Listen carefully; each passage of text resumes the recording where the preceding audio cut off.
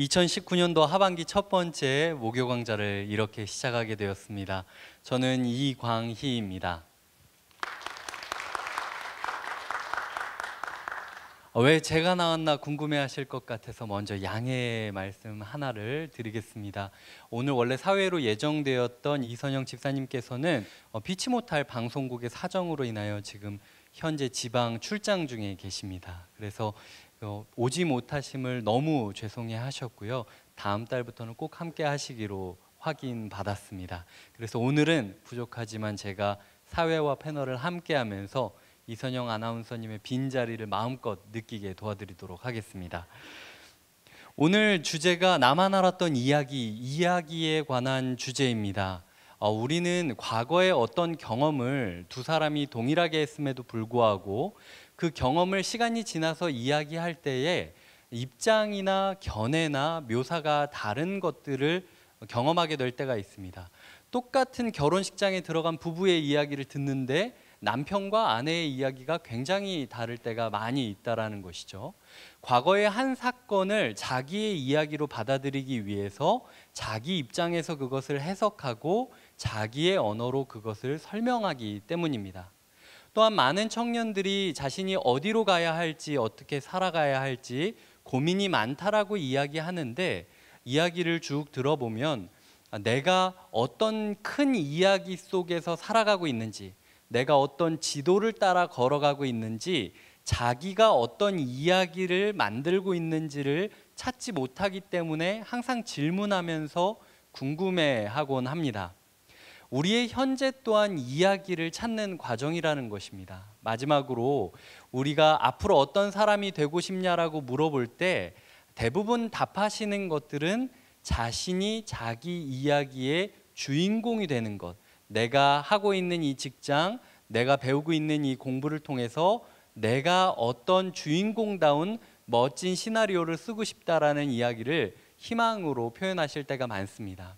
우리는 과거에 있었던 사건을 가지고 이야기를 써내려가고 있는 사람들이고, 현재 이야기를 찾는 사람들이며, 미래에 우리가 어떤 이야기의 주인공이 될지를 꿈꾸며 살아가는 사람들이라는 것입니다. 그런데 오늘 강의 주제가 나만 알았던 이야기라고 합니다. 저는 목요 강좌에 이만큼 정확하게 맞는 주제가 있었는가라고 생각하게 되었습니다. 왜냐하면 올해 목요 강좌의 취지가 평범함 가운데서도 빛이 나는 특별함들을 찾아가는 것이지 않습니까? 그런데 한 직장에서 17년째 일하고 있는 평범한 회사원이 자신의 인생을 평범한 것이 아니라 특별하다라고 생각하며 살아갈 수 있었던 비결이 무엇인지 우리가 함께 다뤄보고, 그 이야기를 들으며 과연 나의 이야기는 어떤 이야기일지 한번 고민해 보려고 합니다. 오늘 나오실 이준섭 집사님은 손편지로 교회에서, 일터에서 사람들과의 관계의 깊이를 만들어가는 경험이 있다라고 들었습니다. 내 일상이 어떤 스토리가 되어서 누구의 일상을 빛나게 해줄 수 있는 것, 그것이 이야기의 힘이라는 것입니다. 그 삶의 지혜를 함께 들어보고 질문을 나눠보도록 하겠는데요. 먼저 이준섭 집사님의 이야기를 듣고 오겠습니다. 모두 박수로 환영해 주시기 바랍니다. 아유, 이렇게 센 조명을 받아본 적이 없어가지고요. 좀 많이 긴장도 되고, 앞서 우리 또 이광희 아나운서께서 또 너무 또 능숙하게 해주셔서 더 많이 긴장이 되고 그렇습니다. 처음에 교회에서 목요 강좌 뭐 이렇게 전화를 주셔가지고, 저요?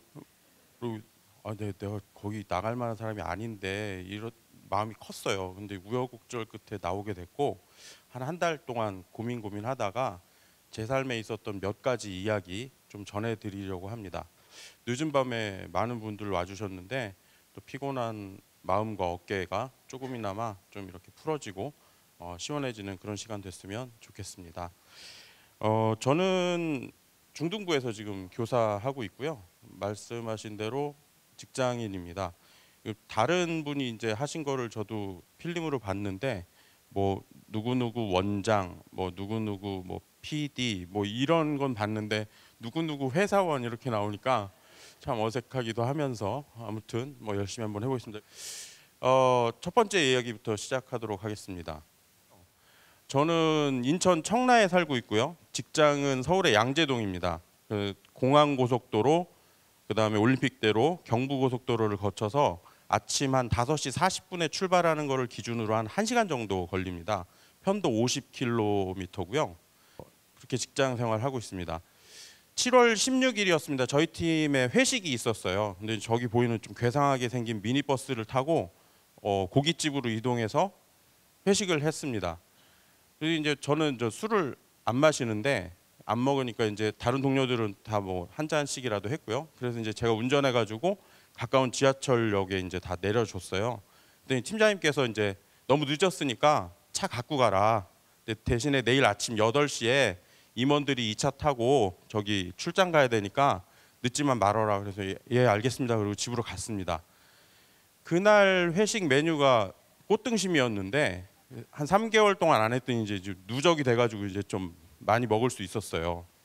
근데 이제 뭐 자주 먹을 수 없는 음식이기 때문에 처음에는 이제 맛있어서 먹었고, 그다음에 배는 부른데 이것도 언제 먹을 수 있을까 하는 알 수 없는 미래에 대한 불안감 때문에 또 먹었고, 그다음에 이제 술 취한 동료들이 술이 뭐 얼마나 좀 맛있길래 대체 꽃등심을 남기더라고요. 그래가지고 남긴 것까지 다 먹었습니다.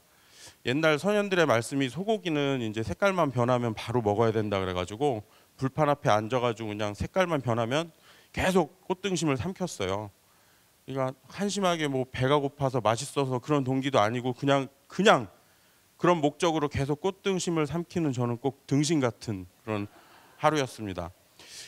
그날 뭐 또 보조 맞추느라고 다들 이제 술을 먹는데 저는 또 안 먹을 수는 없으니까 콜라 사이다로 또 이제 막 너무 마셨어요. 고기 많이 먹었죠. 이제 탄산 과음했죠. 근데 이제 제가 좀 장이 예민해요.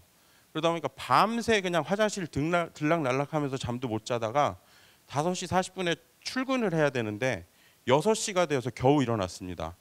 6시가 돼서 일어났는데 어머니께서 이제 그때 집에 와 계셨는데 우리 아들 수고한다고 또 아침에 우유에다 또 선식을 타놓으신 거예요. 뭐 밤새 화장실 왔다 갔다 했으니까 별일 있겠나 싶어서 먹고 이제 출근을 했습니다. 그래서 저 지금 동그라미가 이제 공항고속도로에 진입을 했는데 이게 그 전에 아팠으면 차를 돌렸을 건데 톨게이트를 지났는데 이 배가 아픈 거예요. 그래가지고 저는 이제 원래 이제 열이 많은 사람인데 그럴 때는 좀 몸을 따뜻하게 해야 되더라고요. 그래서 이제 바로 에어컨을 껐습니다. 그리고 이제 참으면서 가는데 올림픽대로를 들어섰는데 이게 통증이 더 심해지는 거예요. 근데 이제 저만의 노하우는 뭐냐면 이제 팔 요쪽 부분하고 그다음에 이제 배하고 따뜻하게 해주면 좀 통증이 가라앉더라고요. 그래서 운전을 왼손으로 잡고 배를 감쌌다가 팔을 비볐다가 별짓을 다 했는데 계속 심해져만 가는 거예요. 여의도를 지나는데 이거 큰일 났다. 이거 어떡하지? 더 이상 뭐 다 비벼봤고 에어컨도 껐는데 히터를 틀 수도 없고, 그래서 나도 모르게 주여를 외친 겁니다. 이제는 신앙으로 하늘의 도움을 구하는 수밖에 없다. 간절히 기도하기 시작했습니다. 기도하면 응답이 좀 이제 빨리 와야 되는데 응답이 안 오는 거예요. 통증이 안 가라앉는 거예요. 반포대 동작대교쯤 지나는데 미치겠더라고요. 여러분들도 뭐 경험이 있으신지 많이들 공감하시는 것 같습니다. 갑자기 이게 마치 내 죄악의 어떤 형벌인 양 느껴지는 겁니다. 그때부터는 이제 제가 했던 잘못들이 막 주마등처럼 막 스쳐가는 거예요. 함부로 했던 말들, 막 상처 줬던 말들, 막 떽떽거렸던 거, 미워했던 사람들 하나하나 다 회개했습니다. 근데 아무리 회개를 해도 계속 고통은 깊어져만 가는 거예요. 좀 이따 임원들이 2차 타고 가야 되는데 이게 어떻게 해요? 근데 이게 뭐 한 반포대교쯤 지날 때 이제 회개의 불길이 이제 그게 달했는데 저도 모르게 그냥 외친 외마디 비명이 하나님 제발 한 번만 봐주세요. 다시는 안 그럴게요. 그런 소리 뭐 나도 모르게 이렇게 질렀어요. 근데 갑자기 한 얼굴이 떠오르는 겁니다. 제가 이제 아이가 3명 있는데 그 중에 둘째가 좀 뭐 샘 많고 막 땡깡 많이 피고 막 이렇게 말 안 듣고 이렇게 하기로 유명 좀 하고, 뭐 그런 땡깡 많이 피는 둘째 세계 랭킹으로는 아마 세계 3위 안에 들어갈 거예요. 근데 얘가 가끔가다 이제 좀 도를 넘게 막 화를 내고 막 그럴 때가 있어가지고 제가 가끔 매를 들 때가 있는데 또 매는 되게 무서워해요. 제가 매를 딱 들면 울면서 내 팔을 딱 잡으면서 하는 말이 뭐냐면 아빠 한 번만 봐주세요. 다시는 안 그럴게요. 하나님 한 번만 봐주세요. 다시는 안 그럴게요. 이게 절묘하게 오버랩이 되면서 갑자기 더 이상 기도할 힘이 없는 거예요. 생각해 보니까 제가 매를 들면 한 번도 안 봐줬던 것 같아요. 습관될까 봐. 나는 한 번도 안 봐줬으면서 하나님한테는 한 번만 봐달라고 기도할 수가 없더라고요. 그래서 나도 모르게 모든 걸 다 포기를 하고 속삭였습니다. 주님 잘못했습니다. 루지나 아빠가 정말 미안하다. 근데 희한하게 통증이 살짝 완화되면서 갑자기 시간이 멈춘 듯 했습니다. 왜 더 그랬냐면 아까 타고 갔던 차가 솔라티였잖아요. 이게 어느덧 경부고속도로로 들어갔는데 7시가 지나면 버스 전용 차선이 이제 가동이 돼요. 그때는 저기 써 있는 대로 9인승에서 12인승은 6명 이상 타면은 들어갈 수 있고요. 12인승을 초과하는 차량은 운전자만 있어도 들어갈 수가 있습니다. 이 솔라티는 이제 그 구원의 길로 들어간 거예요. 다른 차들은 다 멈춘 듯 있는데 솔라티는 구원받은 버스들과 함께 백성들과 함께 구원의 길을 달리고 있었습니다. 그래서 양재 IC를 살짝 지나면 만남의 광장 휴게소가 있는데 그 낙원으로 주님께서 저를 인도하셨고 아무 일 없이 그날에 그렇게 은혜를 받았던 적이 있습니다. 제가 뭐 좀 아슬아슬한 이야기를 첫 얘기로 한 이유는 이 이야기가 이제 저에 대해서 많은 것을 설명하는 얘기인데 저는 이제 첫 번째로 인천 청라에 거주하는 술을 마시지 않는 직장인이고요. 그 다음에 새 아이의 아빠 가장이고요. 그리고 장이 예민한 사람 장예인입니다. 그리고 또 하나는 이 얘기를 뭐 어쩌다가 준비를 하게 됐냐면 우리 반 아이들 저희 중2 담임이거든요. 우리 국방역의 핵심 중2병 환자들 그러니까 제가 의사예요. 그래서 그 친구들 대하기가 너무 어렵습니다. 그날 그 주의 그 주제가 기도였는데 어떻게 하면 좀 기도에 대해서 얘네들이 들어주질 않으니까 어떻게 하면 얘네들이 내 얘기를 좀 듣게 할 수 있을까 고민하다가 일주일 고민하다가 저 회식한 기억이 나더라고요. 그래서 이제 애들한테 선생님이 그런 일이 있었다. 그렇게 간절히 기도했었다. 근데 우리는 내 방법 다 써보다가 안 되면 그때 기도하더라. 우리 좀 먼저 기도하자. 그리고 이제 뭐 주기도문에 보면은 뭐 우리 죄를 용서해 주시듯이 뭐다 남의 죄를 용서해 준 것처럼 우리 죄를 용서하여 주시옵시고 용서해 달라고 하려면 나도 남을 먼저 용서해야 되지 않을까? 뭐 이제 이런 얘기하면서 그랬더니 애들이 뭐 원래 쳐다봐 주지도 않거든요. 근데 그날만큼은 애들이 막 조마조마하면서 안 듣는 척하면서 막 마치 지 배가 아픈 것처럼 막 이렇게 들어주더라고요. 그래서 이제 저는 뭐 이렇게 앞서 1, 2, 3번에 그런 사람이기도 하지만 그 교회학교 제자들을 위해서 그리고 또 제가 사랑하는 사람들에게 이야기를 전하기 위해서 정리하는 사람이기도 합니다. 정리한다는 거는 없는 얘기를 만들어낸다는 게 아니고요. 아까 목사님께서 말씀하신 것처럼 지나갔던 일들을 새롭게 한번 해석해보고 전할 수 있는 이야기로 이제 이렇게 정리해본다는 그런 의미입니다. 아까 그냥 넘어갔던 첫 번째 이야기의 제목은 예장 승합이었습니다. 예민한 장을 가진 어떤 집사가 어느 날 아침에 승합차를 타고 가다가 받은 은혜, 하나님의 신묘막측한 은혜를 상징하는 사자성어로 또 등록돼 보기를 좀 기대해 봅니다. 두 번째 얘기로 들어가겠습니다. B29 수족구. 1981 찾아보니까 1981년도더라고요. B29라는 과자가 있었어요. 바나나 킥이랑 똑같이 생겼는데 카레 맛이에요. 그래서 좋아했었는데 2학년 때였던 것 같습니다. 집에 이제 배가 고파가지고 이제 막 뭘 뒤졌어요. 그랬더니 이제 무슨 찬장에서 저게 나오는데 이제 껍데기가 까져 있더라고요. 먼지가 좀 쌓여 있을 때 눈치를 챘어야 되는데 그냥 먹고 나서 보니까 이게 사간 과자였어요. 그래가지고 막 다 개우고 식중독 걸리고 했는데 이제 그보다 더 후유증이 남았던 거는 카레 냄새만 맡아도 이게 막 머리가 아프고 막 구역질이 막 날려 그러는 거예요. 그래가지고 이제 카레에 대해서 좀 아주 안 좋아하는 음식이 됐습니다. 근데 이제 4학년 때 우리 학교에서 이제 제일 부자였던 이종호라는 애가 있었어요. 그 종호 생일 파티에 이제 초대를 받았습니다. 걔네 집은 그 혹시 영화 기생충 보셨나 모르겠는데 거기 보면 이선균 집 같은 그런 집이었어요. 아주 이제 마당에 뭐 잔디도 있고 걔도 이제 그 잔디밭을 뛰노는 좀 이렇게 건장하고 멋있게 생긴 게 집으로 들어가면 이제 머리 묶고 이렇게 발발거리는 게 이렇게 나눠져 있고 당시에는 흔치 않았던 그 VHS 비디오 가게래 기계도 있었고요. 그리고 뭐 여러 가지 뭐 레고 블럭 뭐 없는 게 없더라고요. 그래가지고 이제 신나게 놀고 있었는데 종호 이제 어머님께서 애들 다 밥 먹으러 내려와라. 그래서 딱 내려갔어요. 계단을 내려가고 있었는데 저도 모르게 발이 딱 멈추는 거예요. 식탁 가득 진수성찬이 차려져 있는데 가운데 보니까 카레가 있더라고요. 이 냄새가 나가지고 저도 모르게 발이 딱 멈췄어요. 비유하자면 제가 뭐 그런데 갈 일이 있을지 모르겠습니다만 세계적으로 되게 유명한 행사에 이렇게 딱 입장하는데 뭐 빌 게이츠, 뭐 워렌 버핏, 뭐 봉준호, 뭐 저기 샤를리스 테론, 뭐 이렇게 셀럽들이 쫙 있는데 갑자기 아베랑 눈이 딱 마주친 그런 느낌? 아주 이제 아유 죄송합니다. 여기 일본인 안 계시죠? 뭐 하여튼 뭐 그런 오해할 만한 발언해서 죄송하고 일단 조용히 그냥 2층으로 올라갔어요. 그랬더니 이제 아줌마가 올라오셨더라고. 윤서봐 가자 그러는데 제가 이제 미안하니까 아유 아줌마 제가 좀 배가 아파서요 그랬는데 하필이면 그 아줌마가 의사예요. 아니 저기 약사 우리 동네에서 제일 큰 그 은혜약국 자기 이름이 이은혜거든요. 은혜약국 CEO세요. 갑자기 약을 주는 거예요. 약을 먹을 수는 없잖아요. 그래서 어쩔 수 없이 카레에 대한 그 아픈 상처를 이제 아줌마에게 이제 다 오픈을 했습니다.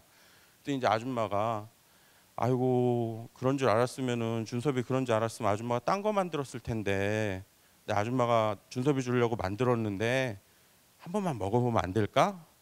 요번에도 먹다가 아프면 안 먹어도 되고 이러시는 거예요. 근데 너무 미안해가지고 이제 아줌마 손잡고 이제 내려갔죠. 근데 그 흰 쌀밥 슬로프를 따라서 이제 노란 카레가 쫙 미끄러져 내리고 거기에 뭐 당근, 감자, 고기, 피망 이런 게 막 같이 쫙 구르면서 마치 이제 산사태가 난 것처럼 이렇게 카레가 쫙 흘러내리는데 그동안 카레에 맡겼던 저의 담도 그날 무너졌습니다. 그래서 한 숟갈 딱 떠먹고 카레를 좋아하게 됐어요.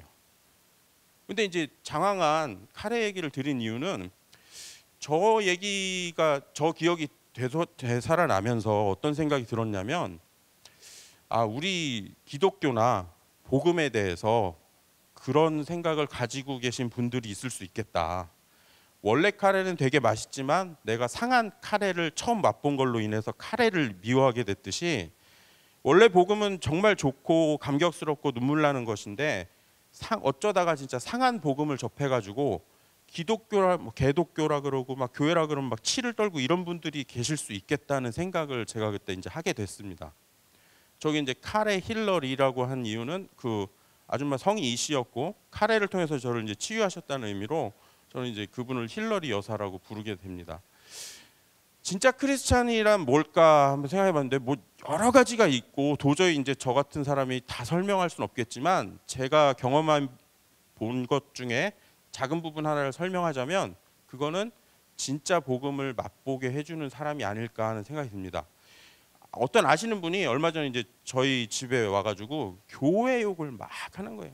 자기네 애 학교에 뭐 어떤 엄마가 있는데 물어보지도 않는데 뭐 자기가 무슨 성가대 반주자라고 맨날 소개하면서 그래놓고 이제 다른 엄마들 막 뒷담화를 그렇게 깐대요. 막 이간질하고. 근데 이제 뭐 학교에 뭐 행사 많은데 내가 성가대 연습하느라고 나는 자주 못 가니까 나 좀 이해해 줘. 근데 그 다른 엄마들은 그 왜 안 오나 몰라?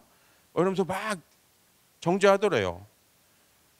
그래서 이제 참 안타깝네. 그래서 이제 저는 그냥 뭐 생각 없이 뭐 내가 뭐 천사의 뭐 방언을 할지라도 뭐 사랑 없으면 뭐 그 말씀이 생각나길래 그냥 우리 쓰는 용어로 그분이 이제 사랑이 없네요.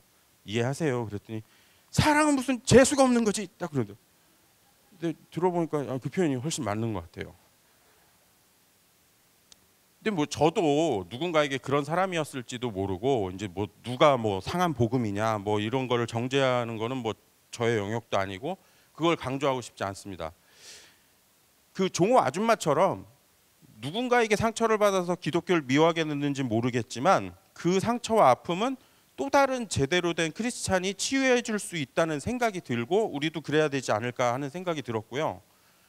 여기서 이제 다른 분 얘기를 한번 하자면, 저는 이제 아까 시작하기 전에 목사님하고 이제 양아진 문화원 원장님하고 같이 이제 저녁 식사를 하면서도 얘기했지만, 저는 여기서 가까운 홍익대학교를 졸업했어요. 거기서 참 뭐 좋은 친구들도 많이 만났고 정말 훌륭한 교수님들도 많이 만났지만, 대학교 다니면서 가장 기억에 남는 한 사람이 누구냐라고 물으면 저는 그 중앙도서관에 근무하셨던 이상학이라는 그 수희 아저씨가 계셨어요. 저는 그분을 꼽고 싶습니다. 보통 수희 아저씨들이 아이들한테 뭐 학생들한테 아는 척 할 이유가 없잖아요. 먼저 인사할 이유도 없잖아요. 저희보다 훨씬 나이도 많으시고. 근데 이제 학생증을 딱 찍고 도서관에 들어가면 그 이름이 뜨잖아요. 그럼 아, 준섭 학생, 안녕 준섭 학생, 공부 열심히 해, 좋은 하루 돼, 뭐 이런 인사를 하세요. 예를 들어 뭐 목사님께서 찍고 들어갔다면 어유 강희 학생, 요새 잘 지내지? 뭐 이런 인사를 하세요. 저도 처음에는 뭐 한국 사람들이 좀 시크하잖아요. 이러고 지나갔는데 그분하고 몇 번만 마주치면 그 바이러스에 감염이 됩니다. 아, 이분이 하는 인사가 진짜 진실된 인사구나. 그래가지고 진짜 마음에 와닿아서 저희들도 이제 같이 인사를 해요. 아유 아저씨 안녕하세요. 뭐 아유 아저씨 뭐 어제 집에 늦게 들어가셨어요? 얼굴 너무 안 좋아 보이세요. 뭐 이런 인사를 가르쳐 주지도 않았는데 이제 그분하고 몇 번 인사를 하면 그렇게 돼요. 근데 제가 이제 학교 다니면서 한 번도 보지 않은 것 중에 하나가 학교 신문인데, 학교 신문사애들은 굉장히 열심히 만들잖아요. 근데 안 봐요. 저도 안 봤고. 근데 어느 날 학교 신문이 눈에 확 띄는 거예요. 그래서 보니까 일면에 그 아저씨 사진이 실리고 그 아저씨 기사가 난 거예요. 나중에 이제 알고 보니까 어떤 졸업생이 그 사연을 투고를 했는데 내용이 이렇습니다. 그분은 이제 그 임용고시 그거를 준비하는 학생이었는데 몇 번 떨어졌어요. 근데 시험을 2달 앞두고 다시 시험 준비를 하면서 학교 도서관에 와서 이제 공부를 한 거예요. 근데 이제 어느 날 졸업생도 이제 찍고 들어가면 되는데 학생증을 잊어버렸네요. 근데 뭐 시간도 없고 뭐 어떻게 해야 되는지도 모르겠고 뭐 발급되려면 며칠 걸리고 이러니까 아저씨한테 이제 사정을 한 거예요. 그 이상학 아저씨한테. 근데 이제 그 당시에 도서관에 좀 도난 사고가 많았어요. 그래가지고 아저씨들이 절대 카드 없으면 출입을 안 시켜줬습니다. 그분들도 그럴 거 아닙니까? 뭐 사고 나면 또 이제 자기가 그 경비 책임이 있는데. 근데 이 아저씨는 이제 얘기를 듣더니 사정이 이제 다급하고 딱하니까 아유 그러면은 혹시 무슨 일이 생길지도 모르니까 그냥 여기다가 연락처만 적어놓고 이름이랑 연락처만 적고 들어와서 공부하세요 이렇게 한 거예요. 그래가지고 이제 2달 동안 열심히 공부를 했는데 그 학생이 붙었어요. 그러니까 붙으니까 이제 누가 제일 고맙겠습니까? 이제 부모님도 고맙고 뭐 누구도 고맙겠지만 그 아저씨가 이제 생각이 나는 거예요. 그래가지고 이제 케이크 사들고 와가지고 이제 감사하다고 이제 말씀드리고 그다음에 이제 학교 신문사에다가 이제 그 투고를 한 거예요. 그 사연이 난 겁니다. 근데 이제 어느 날 뭐 시험 때여서 평소에는 잘 가지 않던 이제 도서관에서 공부를 하고 있었는데 아저씨가 이제 순찰하시다가 준섭 학생 잠깐 얘기 좀 하지. 아, 예 왜요? 그랬더니 갑자기 커피 한 잔 하자 그러시더라고요. 그래가지고 아저씨가 종이컵 커피를 2잔을 뽑아가지고 옥상으로 올라갔습니다. 근데 그 전에 이분이 이제 항상 일하시면서 성경책을 봐요. 그래서 교회 다니시는 분이구나. 그걸 이제 그때 처음 알았고 어느 날은 이렇게 보니까 성경책이 아니에요. 그래서 이렇게 봤더니 수능 문제집이더라고요. 야, 이 아저씨 이거 어떻게 된 거예요? 그랬더니 아유 쑥스럽네 그러면서 하시는 얘기가 그 뒤늦게라도 공부를 하고 싶은데 자기가 이제 정말 평생에 하고 싶었던 공부가 신학이라고 신학대학에 가고 싶어가지고 한번 도전을 해본다고 그러면서 이제 수능 공부를 거기서 틈틈이 하시더라고요. 근데 이제 그때 저를 부르셔가지고 하신 얘기는 그 애는 이제 실패를 하셨고 도전조차도 안 해보면 나중에 평생 후회가 남을 것 같아서 내가 진짜 한번 집중해서 한번 도전을 해보고 싶다. 그래서 이제 일을 관두게 됐다고 얘기를 하시는 거예요. 그래서 공부도 열심히 하고 신앙생활도 열심히 해서 꼭 좋은 사람 되라고 등을 두들겨 주시는 거예요. 이제 저뿐만 아니라 이제 많은 학생들 그렇게 위로하고 학교를 떠나셨어요. 제가 그런 분하고 커피를 마셨어요. 살면서 가장 의미 있는 커피 한 잔을 뽑으라 그러면 그건 이제 당연히 이제 저희 와이프하고 이제 마신 커피고요. 흥분해가지고 실수할 뻔했네. 두 번째로 의미 있었던 커피가 그 아저씨가 사주신 150원짜리 종이컵 커피. 당시 150원인데 요새 얼마나 잘 모르겠네요. 이런 분이 진짜 이제 하나님을 기쁘시게 하는 사람이 아닐까. 이런 분이 믿는 하나님이라 그러면 교회라 막 욕하고 개독교라 그랬던 사람도 마음이 바뀌지 않을까. 그리고 이분이 막 힘을 얻는 성경이고 교회라 그러면 읽고 싶고 다니고 싶지 않을까 하는 생각이 들었습니다. 이분을 보면서 정말 많은 도전을 받았어요.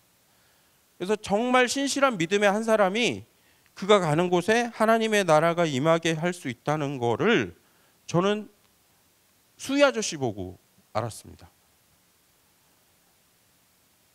다음은 수족구입니다. 아기들을 이제 셋이나 키우다 보니까 한 번씩은 저 병을 알았던 것 같아요. 이제 애들 많이 모인 곳에 이렇게 돌아요. 한 번씩 누가 하나 걸려오면 이제 애들이 뭐 어린이집, 유치원 뭐 이런 데서 걸리는데, 수족구가 왜 수족구인가 했더니 이제 손, 발, 입에 저 빨간 그 돌기 빨간빨간한 점 같은 게 막 납니다. 근데 이제 이게 독감인데, 독감 중에는 얘가 이제 뭐 아주 탑 클래스는 아닌데, 문제는 저 입에 난 빨간 돌기 때문에 문제예요. 뭐 병이 나면은 뭘 잘 먹어야 영양분이 생기고 힘이 나가지고 병을 이기는 건데, 입에 뭐가 살짝 닿기만 해도 쓰라려 가지고 애들이 먹을 수가 없습니다. 그러니까 이제 병이 길어지고 이제 심해지면 이제 뭐 목숨을 잃기도 하고 이러는 거예요. 저거에 걸리면 먹을 수가 없어요. 근데 이제 저 애들 이제 응급실에 데리고 가면서는 무슨 생각이 들었냐면, 애는 아픈데 이제 아빠는 이런 생각을 하고 있는 거죠. 아, 믿는 사람 중에 복음의 상처라는 게 안 믿는 사람들한테만 있는 게 아니고, 믿는 사람 중에 너무 큰 상처나 아픔이 갑자기 닥쳐가지고 더 이상 그 영적인 양식을 먹을 수 없게 된 그런 분들이 있을 수 있겠다. 기도, 찬양, 뭐 말씀 이런 거를 이게 들어와야 저희는 영적인 존재라, 그런 뭐 또 이제 영적으로 회복되고 살아가는 거 아닙니까? 근데 이거를 도저히 받아들일 수 없게 된 사람들도 있을 수 있겠다는 생각이 들었어요. 제가 아는 어떤 자매가 있습니다. 이제 저 신실한 자매라고 썼지만 사실은 형제가 훨씬 신실해요. 그 형제랑 5년 넘게 교제를 했어요. 그 형제가 막 문자로 막 뭐 말씀 보내주고, 자기가 이제 묵상한 거 이런 거 막 보내주고, 막 그 형제를 통해서 믿음도 갖게 됐고 믿음도 성장했어요. 결혼을 앞둔 어느 날 그 형제가 교통사고로 죽었어요. 자매가 교회 못 나오는 건 물론이고 아무것도 할 수가 없게 됐습니다. 그 화장터에서 화구로 들어가는 그 형제의 그 관을 바라보면서 그 형제 관 뒤에다가 자기, 내 얘기도 아닌데 왜 이러지? 자기 믿음도 던졌어요. 어떤 그 초등학생이 있습니다. 아빠가 큰 병에 걸렸어요.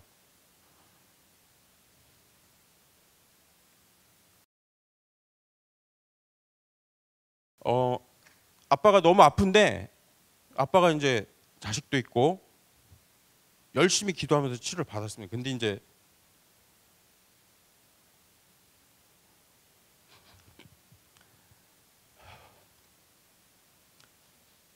아빠가 부르심을 받았어요. 얘가 이제 그 주부터 교회를 딱 끊는 거예요. 할머니가 아무리 팔을 당겨도 안 간다는 거예요. 가자 가자 아무리 사정을 해도 안 가요. 하나님이 어딨냐는 거예요. 저는 이제 믿음이 없어가지고 뭐 아픔이 있어도 이제 원망하면 큰일 나는 줄 알고 그런 말 꺼내보지도 못했는데, 그 애는 순수하게 그 얘기를 하면서 교회를 안 가요. 그게 이제 솔직한 거죠. 근데 이제 문제는 이런 사람들 앞에서 굉장히 그 신속한 사람들이 있습니다. 그 뭐 하나님의 섭리가 어쩌고 저쩌고, 하나님이 널 사랑하셔가지고 그런 아픔을 통해서 뭐 너를 더 성장시키려고 그러고, 뭐 말은 뭐 미리 대사를 썼는지 줄줄줄줄 막 웃는 제가 생각하기엔 참 주책 없는 사람들이라고 생각하는데 그렇게 빠른 사람, 재빠른 사람들이 있어요. 근데 영어를 잘 못하지만 예전에 이제 뭐 시험 나오는 거 공부하다 보니까 fast가 형용사로는 재빠른인데 동사로는 뭐 금식하다 그런 뜻이 있다 그러대요. 그런 사람들을 봤을 때 너무 가슴이 아파가지고 밥도 못 먹고 그 사람을 위해서 울며불며 기도하는 사람이 그 사람한테 진짜 도움을 주는 겁니다. 근데 이제 저도 그랬고 많은 사람들이 이제 너무 이제 뭐 예상 뭐 미리 준비해 놓은 듯한 그런 막 그 도움도 안 되는 막 얘기를 해요. 제가 이제 재수할 때 이제 열심히 했어요. 그때 이제 막 여기 목사님도 전에 만나서 이제 미팅하다 보니까 고3 때인지 재수하실 때인지 혈서를 쓰셨다 그러더라고요. 저도 썼어요. 그때 이제 어떤 집사님하고 세 분 만났는데 셋 다 썼더라고요, 혈서를. 그래서 그 당시 혈서가 좀 사회적인 트렌드였나 봐요. 그래서 혈서도 쓰고 이제 막 밤늦게까지 공부도 하고 막 진짜 열심히 했던 것 같아요. 머리는 1년 내내 빡빡 밀고. 그러니까 이제 지금도 짧지만 이런 짧은 게 아니라 미는 거 있잖아요. 미는 거.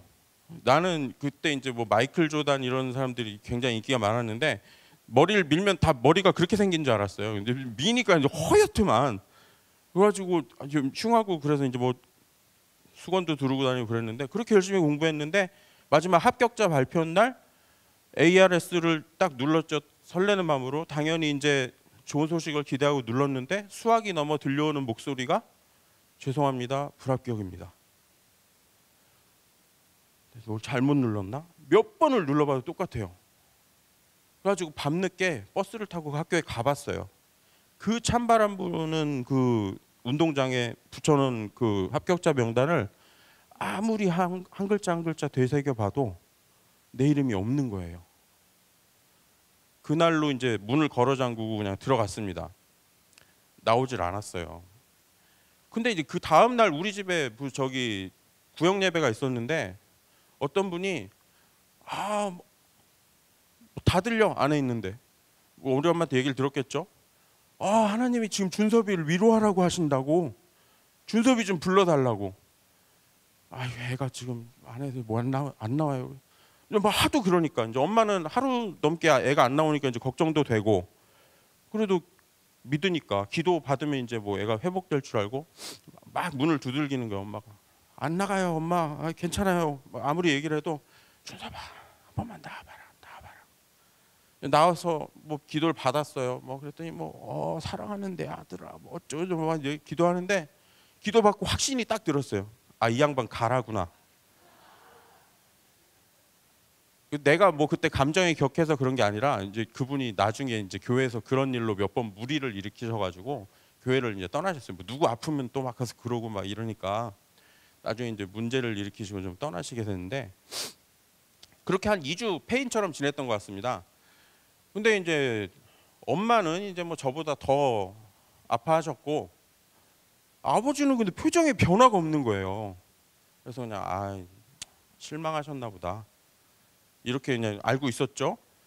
근데 이제 어느 날 아버지가 통화를 하시는데 뭐 쇳소리가 막 나는 거예요. 그래서 엄마한테 이제 아버지 왜 저러세요? 그랬더니 너 떨어져가지고 방에 들어간 날 속상하셔가지고 집에 안 오시고 회사에서 이제 늦게까지 일하시다가 그 이제 합격자 발표가 보통 1월 말 2월 초 뭐 이때 아닙니까? 추운데 막 나가가지고 이제 아버지 그때 하셨던 공장이 그 공장이 논바닥 가운데 있었거든요. 논바닥에서 막 하늘을 향해서 막 따지셨대요. 왜 우리 애 떨어뜨리셨냐고. 그놈이 얼마나 열심히 했는데 왜 떨어뜨립니까? 하나님께 막 감히 따지다가 그 몇 시간 그렇게 소리를 지르다니 목이 쉬신 거예요. 나는 우리 아버지가 날 사랑하는지 그날 처음 알았습니다. 그러니까 재수할 때 굉장히 그 슬럼프가 길 뻔했는데 다시 일어날 수 있었던 이유는 뭐냐면 직통계시 가라 은사가 아니었고 울다가 목이 메고 목이 쉬신 우리 아버지였습니다. 그 수족구에 걸리면은 음식을 못 먹으니까 이제 수액을 맞아요. 그래야 이제 영양분을 공급받잖아요. 그러니까 감히 그 아픈 사람을 위해서, 상처받은 사람을 위해서 울며 불며 기도하고 밥 안 먹고 기도하고, 하나님 저 사람 저대로 놔두시면 안 된다고 막 감히 하나님께 따지고, 저 사람 데려가려면 날 데려가라고 그러면서 감히 하나님 앞을 가로막는 게 바로 이제 힙합에서 말하는 스웩이 아닐까. 스웩 뭐 하고 그러던데. 근데 그런 중보자의 스웩이 그 사람들을 살리는 수액이 되는 것 같습니다. 무슨 학원 같네요. 불신자는 믿음으로 요리된 음식으로 치유하고, 신자는 중보자의 스웩으로 중보기도로 치유하고, 우리를 통해서 복음에 대해서 상처를 받은 분들이 이렇게 회복됐으면 좋겠다는 생각을 해봤었습니다. 제가 이제 얘기 뭐 이런 거 쓰고 그러는데, 쓰다가 이제 많이 울어요. 이제 보기보다 이제 감성이 예민해가지고. 근데 요양자 하는데 절대 울지 않게 해달라고 내가 막 간절히 기도를 한 달간 했었고, 왠지 그럴 것 같았는데 이제 눈물도 나고 좀 약간 시리어스했던 것 같습니다. 세 번째 얘기는 좀 라이트하게 한번 가보죠. 6학년 때 이제 아버님이 첫 사업은 아니죠. 이제 다시 사업을 시작하셨는데, 집은 그 당시에 이제 고덕동, 이거 요 한강을 따라서 서울 동쪽 끝으로 가면은 그 암사동 있고, 그 뒤쪽에 이제 명일동 고덕동이 있거든요. 거기였고, 아버지 회사는 인천이었어요. 새벽 6시에 일손이 모자라니까 엄마 아빠가 그 출근을 하셔가지고 밤 12시 돼서 들어오셨습니다. 그때 이제 제가 6학년, 동생이 4학년이다 보니까 사실 그 정도 되면 이제 그쪽에서 먹고 자고 했어야 되는데, 뭐 또 그 애들 뭐 학교 뭐 이런 것 때문에, 뭐 또 저희 동네 근처에 뭐 배재중학교가 있었어요. 뭐 역사가 길고 뭐 아들 배재중학교 보낸다고 부모님이 이제 그 고생을 하신 거예요. 근데 이제 뭐 한참 이제 엄마 아빠 손길이 필요할 때 이제 동생이랑 둘이 뭐 밥 먹고 이제 뭐 맨날 놀고 막 이랬으니 무슨 뭐 성적 뭐 이런 게 되겠습니까? 중1이 됐는데 이제 성적이 막 하루가 다르게 떨어지는 거예요. 막 뭐 초등학교 때야 뭐 이제 시험 대충 보고 뭐 몇 개 틀렸니 뭐 대충 성적의 척도가 이제 그런 걸로 비교가 되지만, 중학교 올라가니까 이제 뭐 각 과목 점수가 찍혀 나오고 막 평균 점수, 반에서는 몇 등, 전교에서는 몇 등 막 이런 게 나오잖아요. 이게 막 그래프로 안 그려볼 필요도 없어요. 뒤에 떨어지는 거예요, 계속. 그러다 이제 중2가 됐습니다. 중2가 됐는데, 중2 때 담임 선생님이 진짜 사소한 거 하나 지지기 싫어하는 분이에요. 옆반하고 축구 시합을 해도 무조건 이겨야 되고. 그러다 이제 환경미화 시즌이 됐어요. 예전에는 환경미화 이게 굉장히 중요한 거였어요, 학기 초에. 뭐 저기 교장 선생님, 교감 선생님, 각 주임 선생님 뭐 해가지고 막 심사위원단이 뭐 차트를 막 들고 다녀. 그러면서 보는 게 이제 뒤에 그림 잘 붙었나, 이제 뭐 청소 깨끗이 했나 뭐 이런 거 보는 거죠. 저거 하는데 뭐 한 일주일 뭐 그냥 청소 진짜 밥을 그냥 떨어뜨려도 그냥 다시 주워 먹어도 될 만큼 이제 청소를 하는 거죠. 저 시즌 되면. 그래가지고 막 당번 나눠가지고 뒤에 그림 잘 그리고 하는 애들은 뒤에 저 게시판 만드는 거고, 이제 별로 특기 없는 애들은 청소하고 이제 뭐 이러는 건데, 그때 이제 저희 분단에 선생님께서 미션을 주셨어요. 화분을 갖고 와라. 옛날에는 뭐 이렇게 환경미화하면 화분을 까는지, 좀 요새도 그러나? 친구들이 저기 화분 뭐 얼마나 거 가져와요? 그랬더니 니들 머리통만한 거 하나씩 가져와. 나 그럼 집에 가니까 이제 제라늄 화분이 조그만 게 있었어요. 갖고 왔는데 선생님이 이제 막판 검사를 쭉 하시다가 화분을 딱 보더니 유독 내 화분을 딱 찍으면서 이거 누가 갖고 왔어? 저 나와. 근데 아기가 있어서 그러신 건 아니고 옛날에 많이 맞았잖아요. 이제 친근함의 표시로도 맞고 뭐 화나도 맞고 뭐 잘못하면 맞고, 이제 근데 이제 친근한 뭐 어떤 유머의 표시로 머리를 딱 때리더니, 야 자식아 이게 네 머리통만 해? 제가 지금 머리가 크잖아요. 머리는 크고 이제 화분도 좀 작았고, 이제 이게 더 상대적인 비교를 일으키면서 이제 더 증폭이 됐나 본데, 근데 이제 제가 제일 싫어하는 것 중에 하나가 사람들 앞에서 망신당하는 거 진짜 싫어하거든요. 애들 그때 또 좀 많았으니까 한 반에 뭐 56명 막 이랬잖아요. 막 키득키득 막 속에서 불이 올라오는 거예요.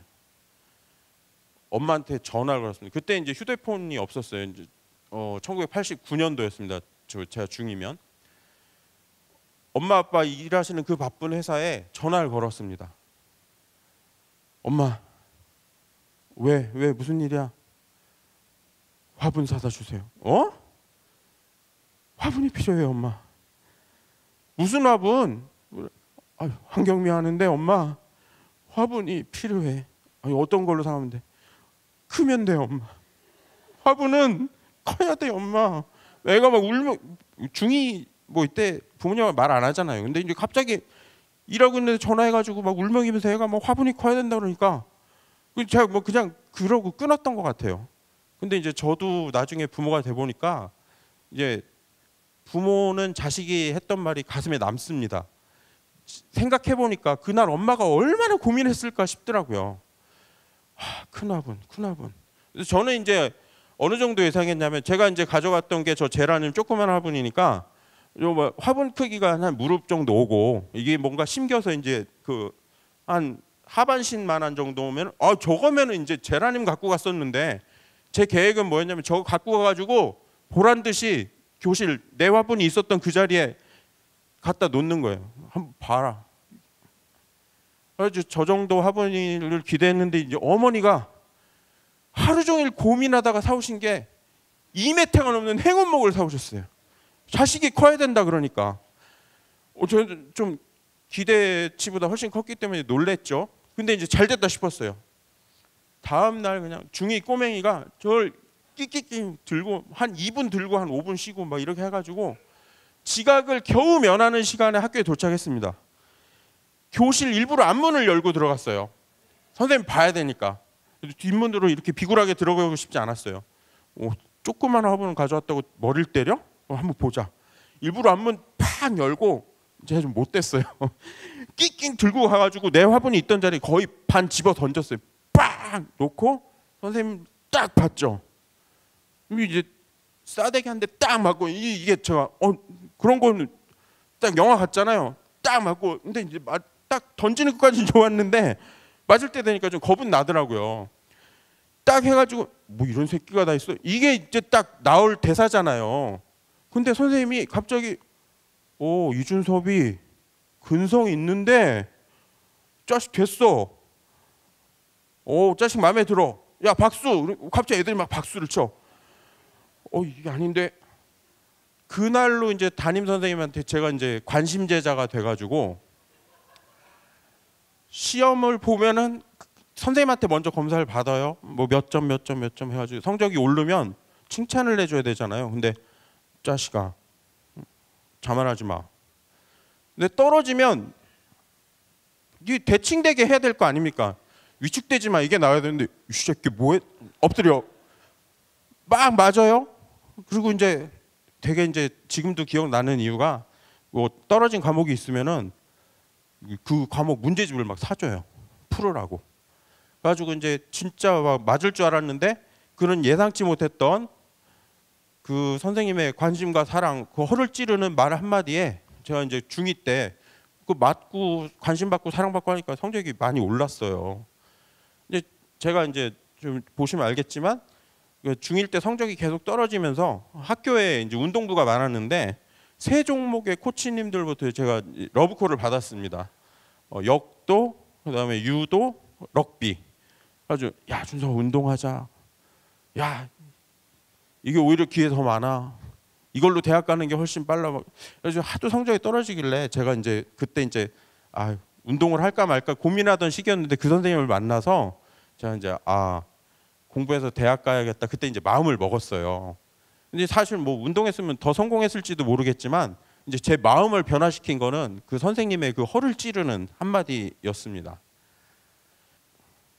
그리고 그러니까 마음을 움직이는 게 그런 허를 찌르는 그 따뜻한 말 한마디인 것 같은데 이게 이제 제가 회사에 나중에 들어가고 나서 그 굉장히 술 매너가 진짜 젠틀하신 분이 있었어요. 부장님이 계셨는데 많이도 안 드시고 절대 취하는 일 없고 흐트러지는 일 없고 멋있으세요.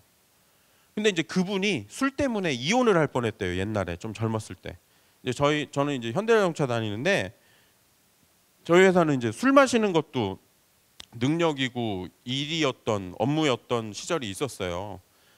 그러니까 이제 그분이 회사에서 막 남아서 이제 술 먹고 그러다가 필름이 끊겨서 집에 못 간 적도 많고 겨우 이제 집에 들어가면 행패 부린 적도 많고. 그러니까 이제 사모님이 못 산다. 뭐 너 다시 한 번만 술 먹고 들어와 봐. 그럼 뭐 싸우잖아요. 싸우다 어떤 날은 이제 식칼까지 들어섰대. 식칼까지. 근데 그때뿐이지 또 이제 필름이 계속 끊기는 거예요. IMF 때였는데 그때도 이제 이분이 술을 마시고 도로에 이제 쓰러져 잠을 자고 있었대요. 근데 이제 뭐 누가 몸을 뒤지는 것 같더래요. 근데 이제 뒤지는 건 알겠는데 너무 힘들고 그래서 이제 못 일어나고 그냥 뭐 죽이려면 죽여라 그러고 그냥 있었대요. 근데 누가 자기를 낑낑거리면서 일으켜 세워가지고 이렇게 뭐 흙이랑 이렇게 털어주면서 아저씨 힘내세요. 다 잘 되실 거예요. 이러면서 가더래요. 근데 그만에 그냥 정신이 뻗득 들더랍니다. 사실 그때는 뭐 지갑이니 뭐니 다 꺼내가도 모를 때인데 이제 IMF 때 이제 수많은 가장들이 일도 없이 그냥 아침이면 나갔다가 속상해가지고 저녁이면 술 드시고 이제 길바닥에 많이 누워 있던 시절이라 그런 아저씨인 줄 알고 학원 끝나고 집에 가던 중학생이 이제 낑낑거리고 일으켜가지고 아저씨한테 따뜻한 말 한마디를 건넸는데 그게 그냥 그렇게 술 취해서 뻗어 있었는데 그냥 정신이 뻗떡 들더래요. 그 다음부터 술 그렇게 안 드셨다 그러더라고. 그 후로는 한 번도 취한 적이 없대요. 식칼도 고칠 수 없었던 그 주사를 중딩의 그 따뜻한 말 한마디가 변화를 시키는 거죠. 제가 사실은 중등부 교사라고 있지만 이제 올해 이제 여기 뭐 같은 선생 뭐 한다고 늦은 시간에 많이 와주시고 그랬는데 너무 힘들어가지고 중간에 그만둘라 그랬어요. 요새 이제 중학생들을 설명할 수 있는 3가지 키워드가 자유, IT, 신뢰 이런 겁니다.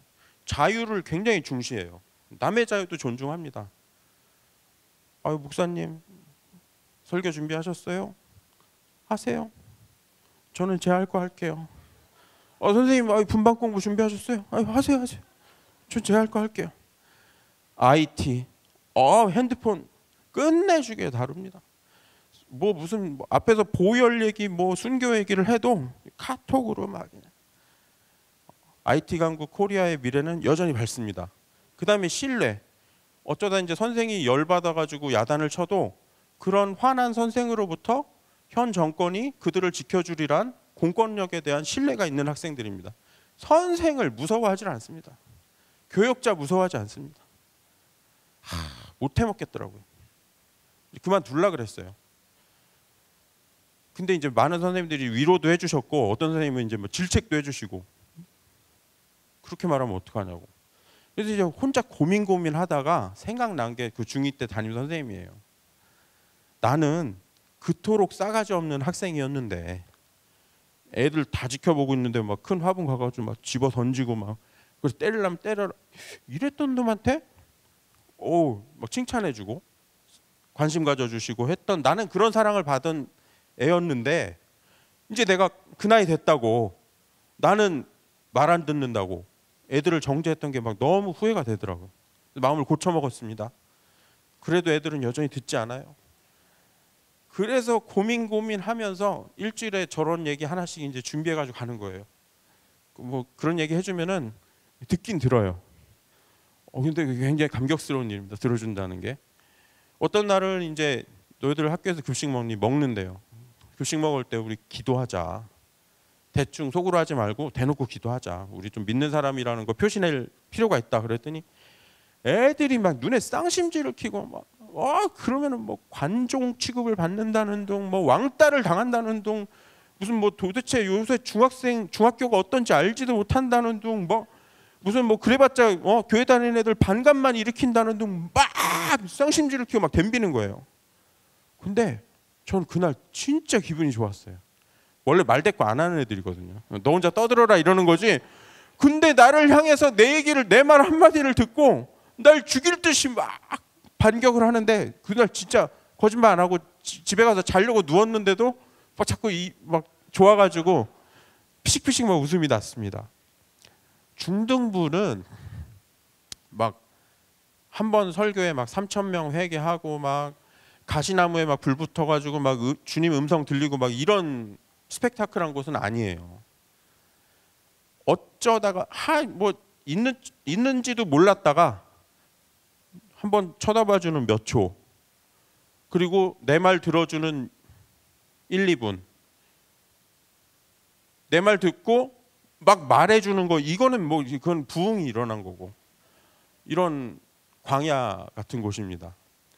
말씀과 기도 이런 거보다 햄버거나 떡볶이 이런 게 더 큰 위력을 발휘하는 그런 좀 허무한 곳이기도 하고요.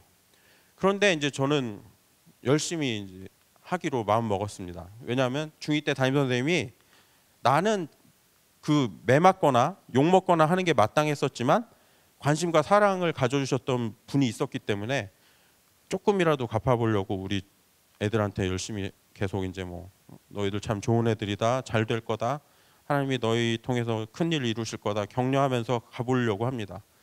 한 2주 또 뭐 말 안 듣더라고요. 그래도 이제 화는 안 나요. 애들 참 좋고 이번 달 만나는 이제 엽기 떡볶이 해가지고 이번 주에 이제 먹으러 가고 또 뭐 그렇게 계속 잘 지내려고 합니다. 이게 순서가 바뀌었구나. 아까 해드렸죠. 허를 찔리는 게 참 중요한 것 같아요. 이게 매를 맞아도 이렇게 날라서 맞겠구나. 그러면 이제 좀 이 악물고 맞으면 좀 충격이 덜한데 일로 날라올 줄 알았는데 갑자기 뭐 일로 뭐가 날라오고 그럴 때 이제 충격이 큰 거잖아요. 근데 진짜 허를 찔릴 때 가슴이 뭉클하고 진정한 변화가 일어나는 것 같습니다. 아까 저의 중2 때 담임 선생님처럼, 그리고 이제 그렇게 식칼 들고도 고치지 못했던 주사를 중학교 2학년에 말 한마디로 고쳤던 것처럼요. 정확한 신장은 제가 재보지 않아서 모르겠습니다만은, 그리고 또 이제 설교해 주시는 목사님마다 좀 편차가 있는데 뭐 골리앗 키가 컸다 그러고 등치가 컸다 그래요. 뭐 2m 90이라 그러시는 분도 있고 뭐 2m 70이라 그러는 사람도 있고, 하여튼 2m 50 이하로는 내려가지 않는 거인인데, 그런 골리앗이 붉은 소년 다윗에게, 그것도 이제 시냇가에서 주워온 돌멩이 하나를 맞고 쓰러집니다. 그러니까 우리 하나님이 제일 허를 잘 찌르시는 분이 아닌가 이런 생각을 해봅니다. 바울이라는 사람이 우리가 믿고 있는 이 기독교의 토대를 닦았고 전 세계에 복음을 전했는데, 그 사람은 아이러니하게도 예수 믿으면 잡아 가두던 사람을 통해서 온 세상에 예수를 전해버렸어요. 여기 청년분들 많이 오셨는데 자기 자신이 어떤 사람이라고 느낍니까? 왠지 뭐 겸손해야 될 것 같고, 그리고 뭔가 자꾸 뭐 도전해도 안 되고, 나약하고 아무것도 아닌 것 같고 뭐 부족하고 이렇게 느껴지신다면, 하나님은, 제가 감히 이제 예언을 드리자면, 하나님이 여러분을 통해서 가장 강한 주님의 용사를 만드시고, 여러분을 통해서 여러분 있는 곳을 바꾸시고, 그리고 여러분들을 통해서 이 세상을 주님의 나라로 따뜻하게 만드실 것입니다. 그런 허를 찌르는 하나님의 역사가 우리 청년 여러분들께 분명히 나타날 거라고 감히 예언 드립니다. 마지막 이야기로 한번 가보겠습니다. 제가 이제 초등학교 3학년 때부터 26살 때까지 저기 그 아까 말씀드린 고덕동 그쪽에 그 상가에 한 칸을 이제 빌려서 하는 그런 개척교회를 다녔어요. 거기서 이제 제일 친했던 형 중에 하나가 이름이 최규수예요. 그 형은 이제 뭐 내가 자기 실명을 거론하면서 여기서 이런 거 하는지 모르겠지만, 이 형이 되게 재밌는 형이고 참 좋은 사람입니다. 근데 이 형한테 이제 딸이 하나 있는데 걔가 아주 열렬한 아미입니다. BTS 뭐 완전 뭐 이런, 이것도 강단인데 마이크 잡고 교회에서 이런 말 해도 되는지 모르겠지만 그보다 더 정확한 표현이 없기 때문에 BTS의 이제 환장한 녀석이에요. BTS가 영국 웸블리 스테디움인가? 거기서 이제 콘서트를 했대요. 거기가 이제 콘서트의 끝이라면서요. 그러니까 무슨 누구죠? 옛날에 비틀즈 뭐 이런 사람들이 거기 이제 완판하고 막 이랬었다는데, 거기서 콘서트 할 때 이 형한테 거기 가자 그러더래요. 근데 멀잖아요. 돈이 많이 들잖아요. 근데 이제 아빠가 모냥 빠지게 야, 그거 얼만데 거기 이럴 순 없고 그냥 끙끙 앓았대요. 계속 쪼르르라는 거예요. 근데 이제 저도 이제 저 형한테 얘기 듣고 알았는데 BTS가 이제 국내에서는 콘서트도 자주 안 하고 오히려 이제 국내에서 콘서트 하면 표 구하기가 더 어렵대요. 그래가지고 저길 가자고 쪼르는데 어떻게 빠져나갈 방법이 없어서 요번 위기만 모면하자 그러고 이제 농담이 아니지. 그 위기 모면으로 한 변명이 영국은 좀 멀고 일본이나 중국에서 하면 그때 가자. 그랬더니 이제 얘가 알았어 아빠. 지가 생각해도 영국은 좀 머니까. 그리고 이제 이 형이 이제 그리고 이제 넋놓고 살았는데 한 달이 안 돼서 얘가 퇴근했는데 막 눈이 동그래져가지고 문 열리자마자 아빠한테 달려오더라는 거예요. 너 왜 그러냐? 그랬더니 아빠 오사카에서 해. 근데 뱉은 말이 있으니까 어쩔 수 없이 이제 이 형이 갔어요. 오케이, 그냥 알았어, 가자. 다행히 이제 뭐 또 토요일 날 하고 그러니까 금요일 날 밤에 타고 넘어가서 보고 오면 되지 뭐. 그래 알았어 했는데 며칠 지나서 딸이 완전히 풀이 죽어가지고 얘기를 하는 거야. 아빠 표를 못 구했어. 창을 수십 개 열어놓고 광클릭을 했는데 못 구했어. 근데 이 형이 이제 그 표정 관리하면서 너무 아쉽다. 아빠 진짜 가고 싶었는데 우리 가은이 너무 마음 아프겠네. 근데 얘가 죽어가는 목소리로 사정을 합니다. 아빠 우리 그냥 가면 안 될까? 암표를 팔지도 모르고 어디 숨어서 들어갈 수 있을지도 모르잖아. 아빠 우리 할 수 있는 데까지는 한번 해보자. 그 형이 이제 속으로는 죄송합니다 이런 말 써서 속으로는 이년아 공부를 그렇게 좀 하지. 말이 나왔지만 차마 하진 못하고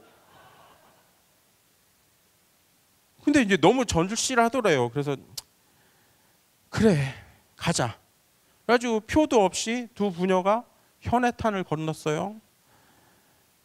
예약도 안 해놨으니까 뭐 숙소도 돌아다니다 뭐 그냥 대충 하나 잡고 라면 사다 먹고 라멘이겠지 거기는.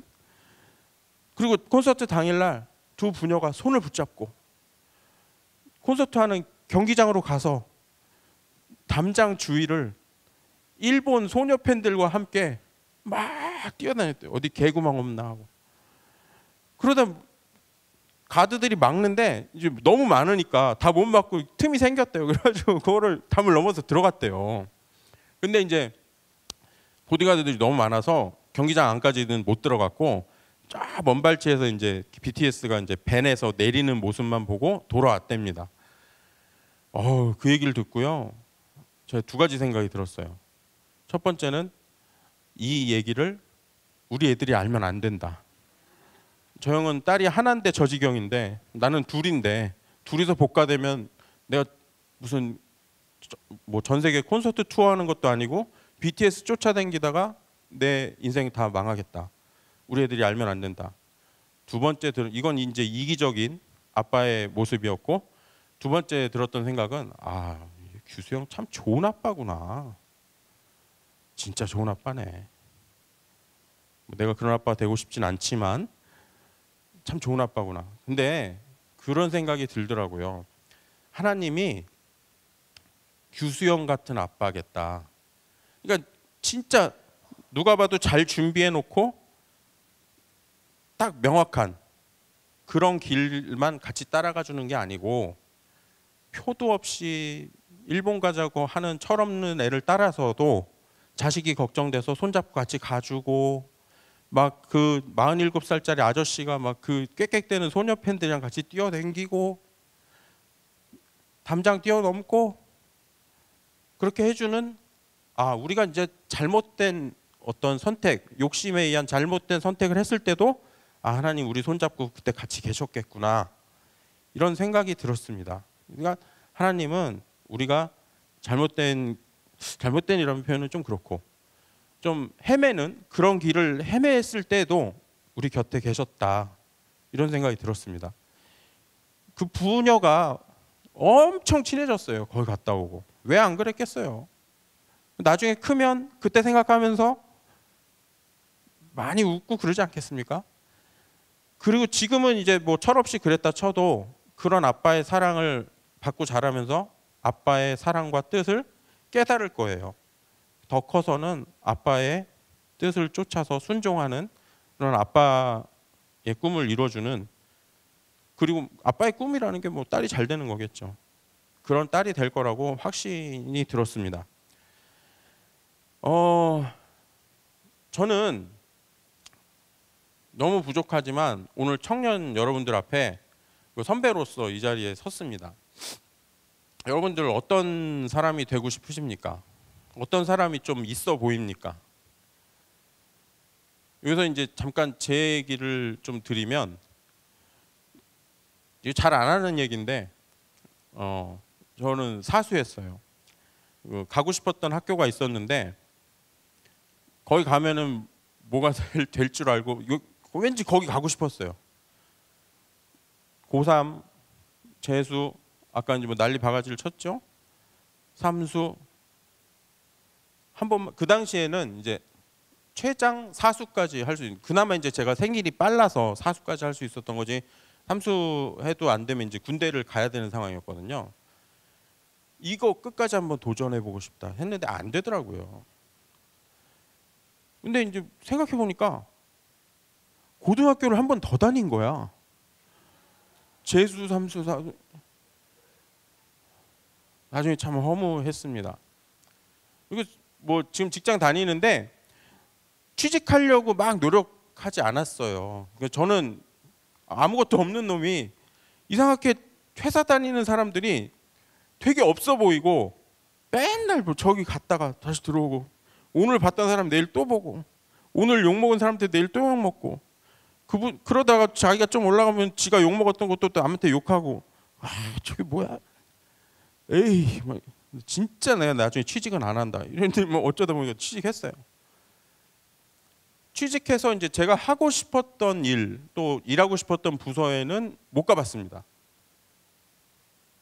그리고 이제 뭐 청년 여러분들의 제일 큰 관심사가 너무너무 많겠지만 뭐 이제 학업이나 취업 이런 거랑 또 이제 뭐 또 사랑 아니겠어요? 저는 이제 좀 늦게 16살 때 이제 사춘기를 맞고 이성에 그때 눈을 처음 떴고, 그 순간 이후로 여자친구를 정말 간절히 소망했는데, 아이러니하게 16살 때 처음 사랑에 눈 뜬 저를 16년간 더 모태솔로로 두셨어요. 32년간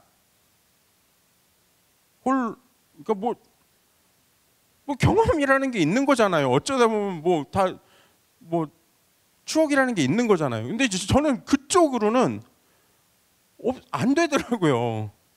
안 됐어요.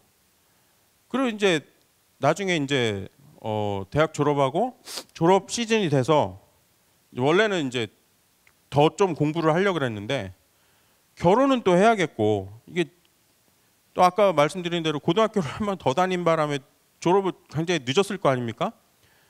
이 지경인데 또 뭐 대학원 다닌다 그러면 이제 그 결혼 시장에 그 FA 자격을 못 얻을 것 같아서 갑자기 이제 취업을 했던 거죠.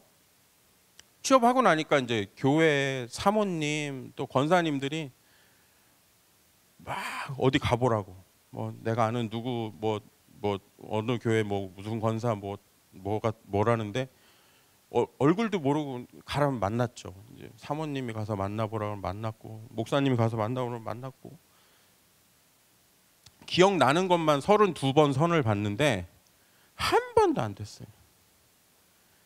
이게 왜 32번인지 아냐면 회사에서 이제 받는 교육이 이렇게 재밌는 교육이 흔치 않아요.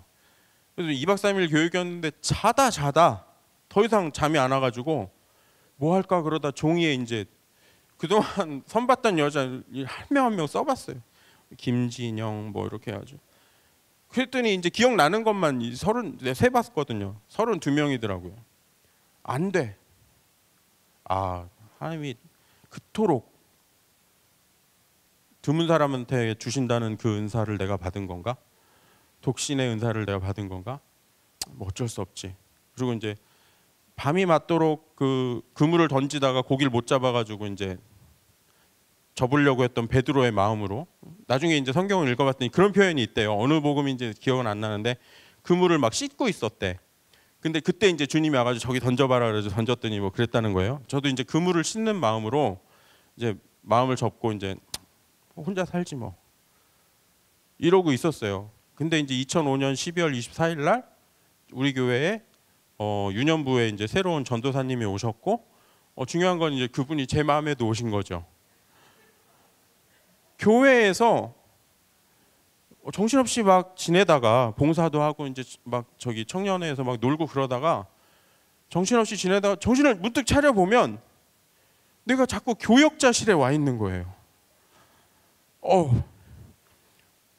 뭐 그냥 나가긴 창피하니까 뭐 되도 않는 뭐 전사님 사도행전 6장이 뭐 좀 이해가 안 되는, 또 그걸 또 친절히 또 설명해 주더라고. 정신을 차려보면 자꾸 교육자실에 내가 와 있는 거예요. 그리고 이제 아무리 잊으려고 막 고개를 흔들어 봐도 그때뿐이고 이제 다시 또 생각나고. 이제 뭐 그런 얘기는 길게 할 수는 없고 결국 이제 그분과 지금 행복하게 잘 살고 있습니다. 제 와이프라서 하는 말이 아니고 요즘 시대에 보기 드문 믿음의 의인이고 미인입니다. 결혼 하나만큼은 진짜 정말 잘했다는 생각이 들고, 그리고 진짜 하나님이 날 위해서 한 사람을 예비해 놨구나 이런 생각이 들게끔 하는 그런 분이세요. 진짜 좋은 분이고, 제가 이제 하도 못 만나다 보니까 그 당시 다녔던 교회 목사님이 절 불러다가 무슨 말씀을 하셨냐면, 이 집사 사람 마음에 드는 사람 어디 흔한가?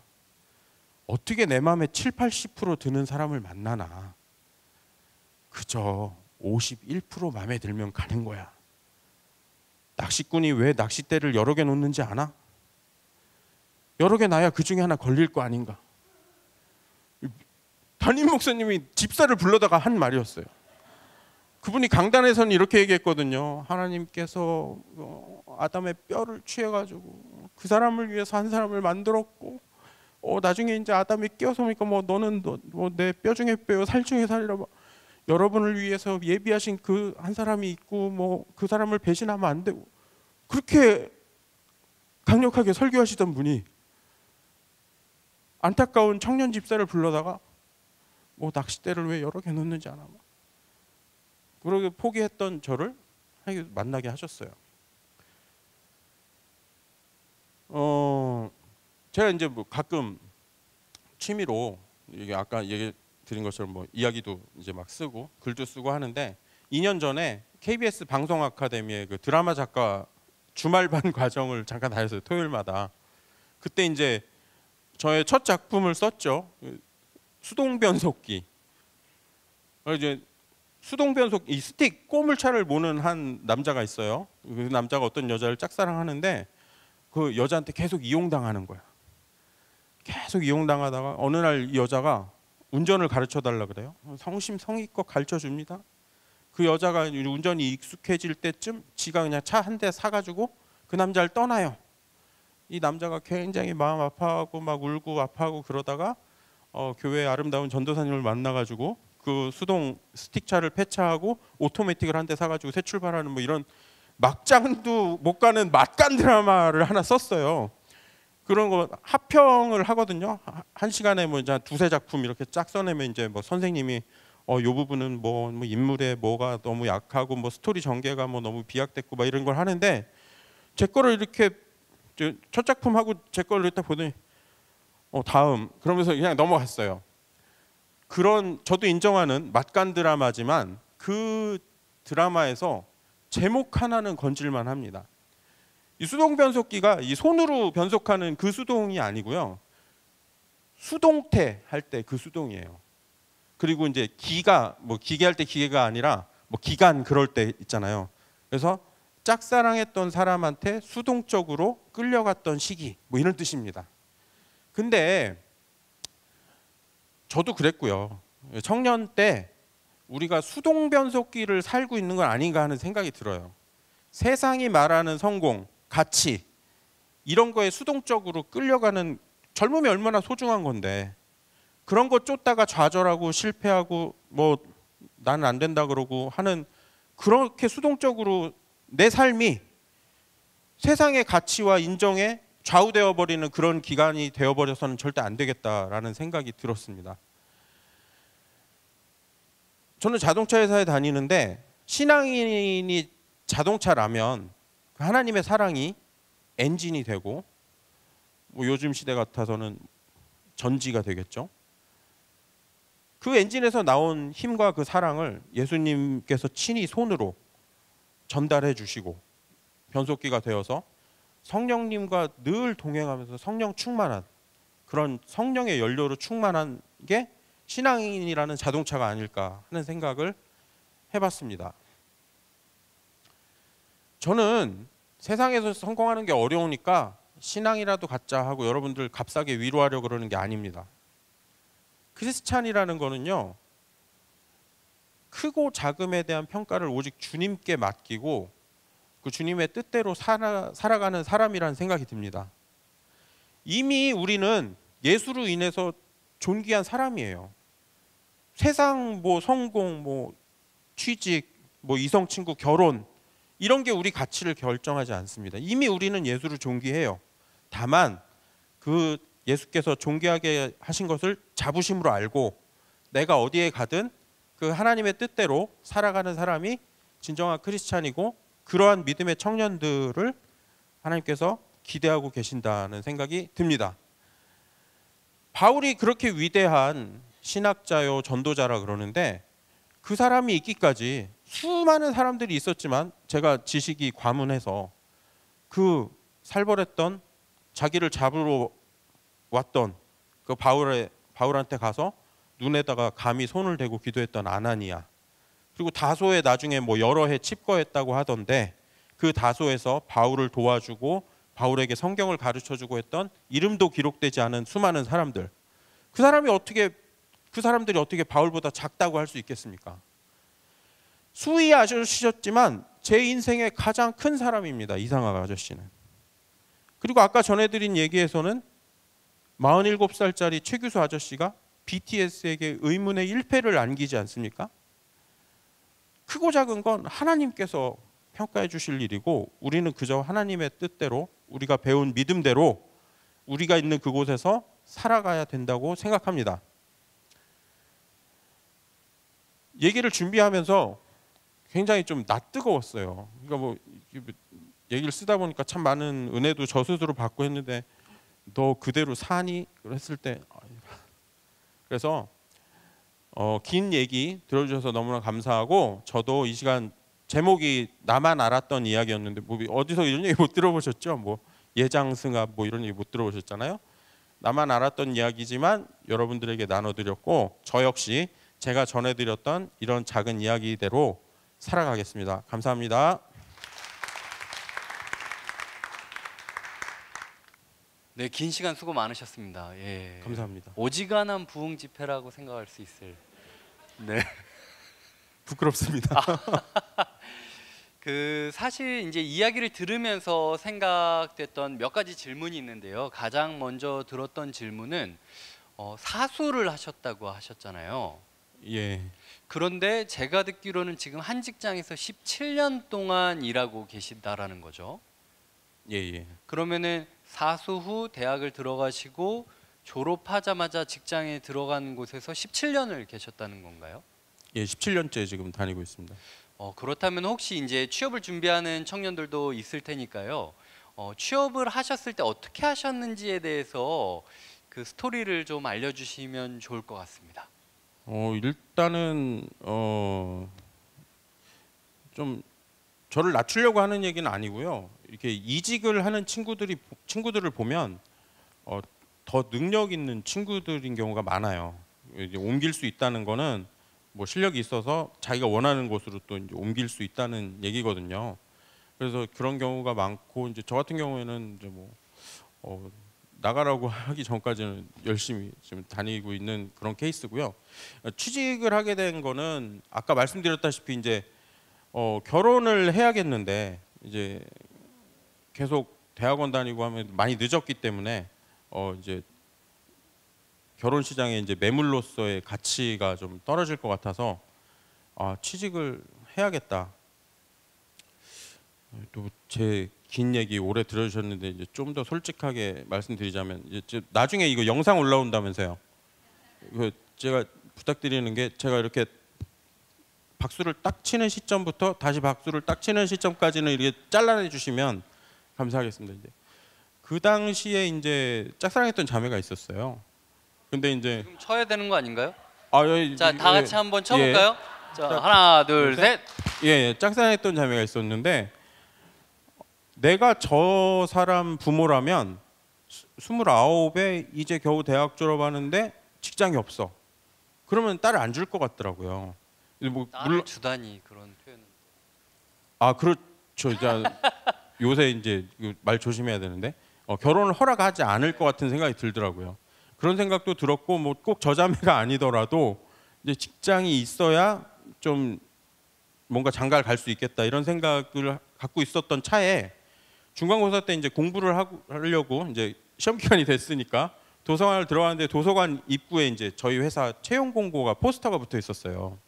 그래가지고 이제 인터넷으로 이제 뭐 자기 소개하는 걸 그 당시에는 이제 자기 소개서가 이렇게 지금처럼 디테일하지 않았던 것 같아요. 거기다 이제 치면 됐고 그다음에 이제 몇 가지 이제 뭐 증빙 이런 거를 스캔해서 올리면 통과가 되면 이제 면접을 보고 하는데 근데 내고 잊어버렸죠 뭐. 근데 이제 또 자동차 회사를 선택했던 이유는 원래 취직할 마음이 없었는데 어렸을 때부터 차는 되게 좋아했었어요. 그리고 아버지가 어려서부터 이제 용달차를 모셨고 그래서 차가 어렸을 때부터 있었고 좀 익숙했고 차를 좋아하고 하니까 기왕에 직장을 들어갈 거면 자동차 회사면 좋겠다라는 생각을 했습니다. 근데 이제 그래서 이제 들어가게 됐고요. 딱 지금 여기까지 걷어내고 그래서 이제 결혼할 나이도 되고 해서 이제 뒤늦게 네. 구직을 이제 하게 됐는데 그렇게 해서 이제 면접을 받고요. 면접을 봤는데 저는 이제 취업 준비를 하지 않다고 중간고사 공부하다가 갔거든요. 아침에 이제 1교시에 시험 보고 11시가 면접인가 그래가지고 이제 급하게 가서 이제 면접을 갔더니 7명씩 이제 한 조로 해서 면접을 보는 거예요. 근데 이제 허겁지겁 갔더니 이렇게 쫙 앉아 있는데 제가 2번이었어요. 근데 이제 주변에 막 양복 쫙 펴입고 저도 이제 급하게 뭐 양복 하나 입고 갔는데 친구들은 아니죠. 뭐 그냥 안녕하세요. 준비 많이 하셨어요? 뭐 그랬더니 안 했대. 어떻게 해야 될지 모르겠대요. 백지 상태래요. 나도 백지 상태니까 좀 위로를 받고 들어갔죠. 딱 들어갔는데 어떤 임원이 1번한테 어떻게 지원하게 됐나. 근데 얘가 갑자기 막 달달달달 달변으로 쫙 얘기하는 거예요. 갑자기 막 등에 막 식은땀이 막 줄줄 흐르는데 아이고 어떡하지 다음에 나한테 물어보면 막 이 끊기면 안 되잖아요. 어떡하지 근데 얘가 자꾸 말이 끝나가요. 어떡하지 하는데 마지막 순간에 저희 아빠가 갑자기 생각났어요. 잘 생각나지 않는 분인데 아빠가 생각났어요. 근데 아버지가 제 직장 선배세요. 그 한양고등학교 자동차과 1회 졸업생이시거든요. 그래가지고 이제 그때는 졸업하면 자동차 관련 인력이 적었고 이렇게 얘기하면 안 되는구나. 우리 아버지가 굉장히 능력이 있으셔가지고 네. 그 현대자동차 서비스에서 일을 하셨어요. 갑자기 아버지 생각이 나는 거예요. 그리고 이제 1번에 말이 딱 마무리되고 자 2번 어떻게 지원하게 됐나 딱 하는데 딱 끝나고 아버지 생각이 나서 30년 전 저희 아버지께서 이 땅에 자동차 산업이 처음 태생했을 때 자신의 젊음을 바쳐 우리나라 최고의 자동차 회사로 이제 거듭나게 하고 이제는 글로벌 시대에 세계로 뻗어나갈 수 있는 발판을 마련해 주셨는데 이제는 그 바톤을 제가 이어받아 열심히 일하고 싶어 이 자리에 나타나게 되었습니다. 하고 넘어간 거죠. 그리고 이제 뭐 여러 가지 뭐 블라인드 면접도 막 있고 그랬는데 다행히 이제 제가 좀 경험해봤고 이제 만나봤던 사람들에 대한 문제들이 나왔어요. 그리고 이제 뭐 또 저는 그때는 중간고사가 더 중요했으니까 그리고 이제 시험을 보고 있었는데 나중에 보니까 이제 붙었어요. 그러니까 어. 제가 요새처럼 이렇게 치열하게 취업을 준비하시는 분들한테는 좀 참 이런 얘기 드려 죄송한데 정말 우연치 않게 이렇게 들어가게 됐고요. 그리고 이제 딱히 갈 데도 없고. 근데 그래서 우연치 그냥 열심히. 않게 들어가셨다라고 이야기를 하고 계시지만 제가 방금 하신 이야기를 통해서 생각한 건 이 집사님이 이야기 만드는 걸 좋아하고 그리고 자기 삶의 경험을 이야기로 적어두는 걸 굉장히 좋아하시잖아요. 근데 그 급한 상황에서 아버님이 갑자기 생각나고 그 아버님의 삶의 이야기를 이 회사의 이야기와 내 이야기로 연결을 할 수 있었다라는 게 그게 평생 집사님이 하셨던 이야기 중에서 가장 집사님의 인생을 바꿔왔던 이야기 중 하나가 아닐까. 굉장히 신실한 척하는 것 같아서 죄송한데 잠시 잠깐 순간에 아빠가 생각나고 그렇게 연결지었던 거는 하나님의 도우심이었던 것 같아요. 이거 그 당시에 뭐 그런 걸 막 얘기를 연습하고 뭐 그러진 않았어요. 이제 저희 교회에 출석하고 나서 이제 뭐 주일학교 섬기고 하면서 선생님들한테 편지 쓰고 하면서 그때부터 이제 적기 시작한 거지. 그 전에는 이제 뭐 그냥 이렇게 얘기하고 서로 그런 게 좋았지 뭐 정리하진 않았는데 그 순간에 아버지 생각이 문득 나고 그렇게 연결시켰던 거는 진짜 하나님의 도우심이었던 것 같습니다. 알겠습니다. 그럼 봉사 이야기를 하셔서 이제 두 번째 질문을 드리려고 하는데요. 직장인으로서 사실 직장 생활과 가정과 봉사를 병행한다라는 게 굉장히 어렵거든요. 그래서 그 평일에는 직장 생활 그리고 주말에는 그 중등부 교사로 지낸다라는 게 버겁지는 않으신가요? 그렇게 생각하기 쉬운데 사람마다 좀 다른 점이 있는 것 같아요. 이제 무슨 얘기냐면 저 같은 경우에는 책상에 앉아서 뭘 기획을 하고 생각을 하고 막 이런 건 어려워요. 근데 이제 뭐 험한 일 하시는 분들한테는 죄송한 말씀이지만 저는 밖에서 나가서 가끔 회사에서 A4 용지 박스를 날른다거나 짐을 날른다거나 이런 건 저는 편하거든요. 마찬가지로 봉사를 안 하는 게 어색하고 힘들더라고요. 왜냐하면 이제 고등학교 졸업하면서부터 조그마한 개척교회 다녔으니까 우리는 고등학교 졸업을 하면 다 성가대를 하고 주일학교 교사를 했어요. 그걸 뭐 누가 임명을 한 게 아니고 우리 선배들이 그렇게 했고 당연히 그렇게 해야 되는 건 줄 알고 그렇게 생활을 했고 쭉 재수 시절부터 이렇게 교사도 하고 봉사도 하고 그게 봉사인가 그게 굉장히 복인 것 같아요. 그게 이제 마음 먹고 내가 봉사해야지 이게 아니고 뭔가 교회에 일이 있으면 그걸 내가 할 수 있다는 게 되게 고마운 거고 잠깐 예전에 다녔던 교회 이제 출석을 그만두고 이제 여러 좋은 소문을 들었던 교회를 한 주씩 다녔거든요. 한 6개월 동안 그러다가 이제 지금 저희 교회에 이제 정착을 하게 됐는데 그때가 제일 힘들었던 것 같아요. 왜냐하면 예전에는 항상 아침 7시, 8시면 교회에 가서 밤 7시, 8시가 돼야 집에 오는 그런 일상이었는데 한 11시 예배 드리고 12시 반만 되면 어디 갈 데가 없는 거예요. 만날 사람도 없고 그때가 제일 공허하고 힘들었던 거지 봉사를 하는 게 물론 이제 아침 일찍 나와서 이제 뭐 하고 근데 이제 이렇게 표현하면 정확할 것 같아요. 봉사를 하는 게 힘들다기보다 안 하는 게 더 힘든 것 같아요. 그리고 이제 제가 지금 만약에 신앙생활을 하면서 교회를 출석하면서 받는 은혜가 100이라 그러면 봉사를 만약에 안 하고 예배만 드린다 그러면은 한 그 은혜가 40으로 줄어드는 것 같아요. 그래서 역시 청년분들 중에 봉사 안 하고 계신 분들이 계시면 봉사를 한번 해보시면 지금 내가 누리고 있는 은혜의 한 절반 이상을 더 누릴 수 있다. 이렇게 도전을 드리고 싶고 네. 수많은 봉사 부서 중에 중등부가 참 사람도 필요하고 광야지만 큰 은혜를 누릴 수 있고 이렇게 할 수 있는 그런 곳이다. 이런 거를 말씀을 그 이야기를 드리고 싶습니다. PR의 시간을 드렸습니다. 예. 네. 살면서 가장 힘들었다라고 생각하는 순간들이 있지 않습니까? 집사님의 인생에서 가장 힘들었다고 생각되던 때는 언제셨나요? 사수하고도 떨어졌을 때가 제일 힘든 줄 알았어요. 그때는 이제. 근데 그 이후로도 계속 갱신하는 힘듦이 찾아왔고요. 저 이 질문을 제가 생각을 해봤는데 혹시 이 질문을 하실까봐 아내와 상의도 했고 지금이 제일 힘들어요. 왜냐하면 아까 말씀드렸던 아내가 지금 좀 아파요.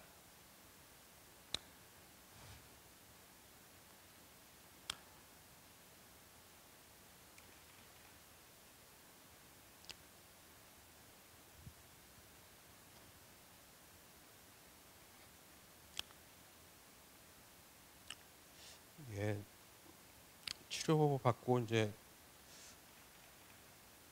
나은 줄 알았는데 좀 아픈 기간이 길어져서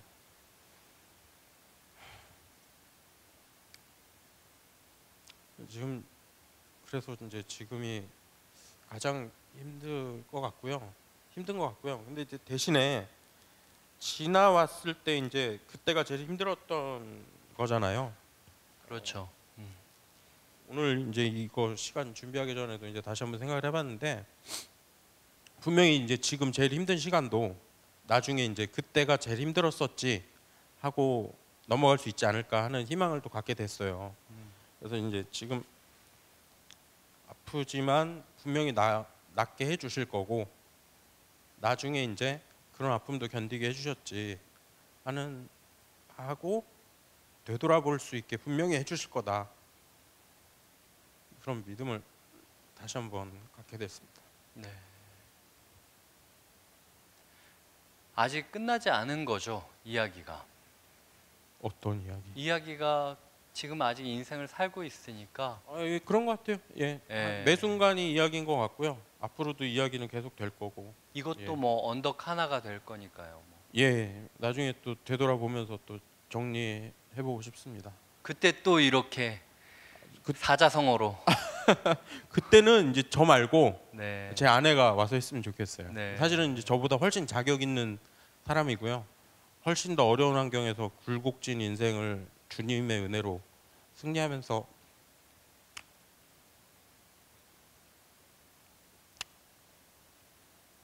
살아온 분이기 때문에 훨씬 더 그 파워풀한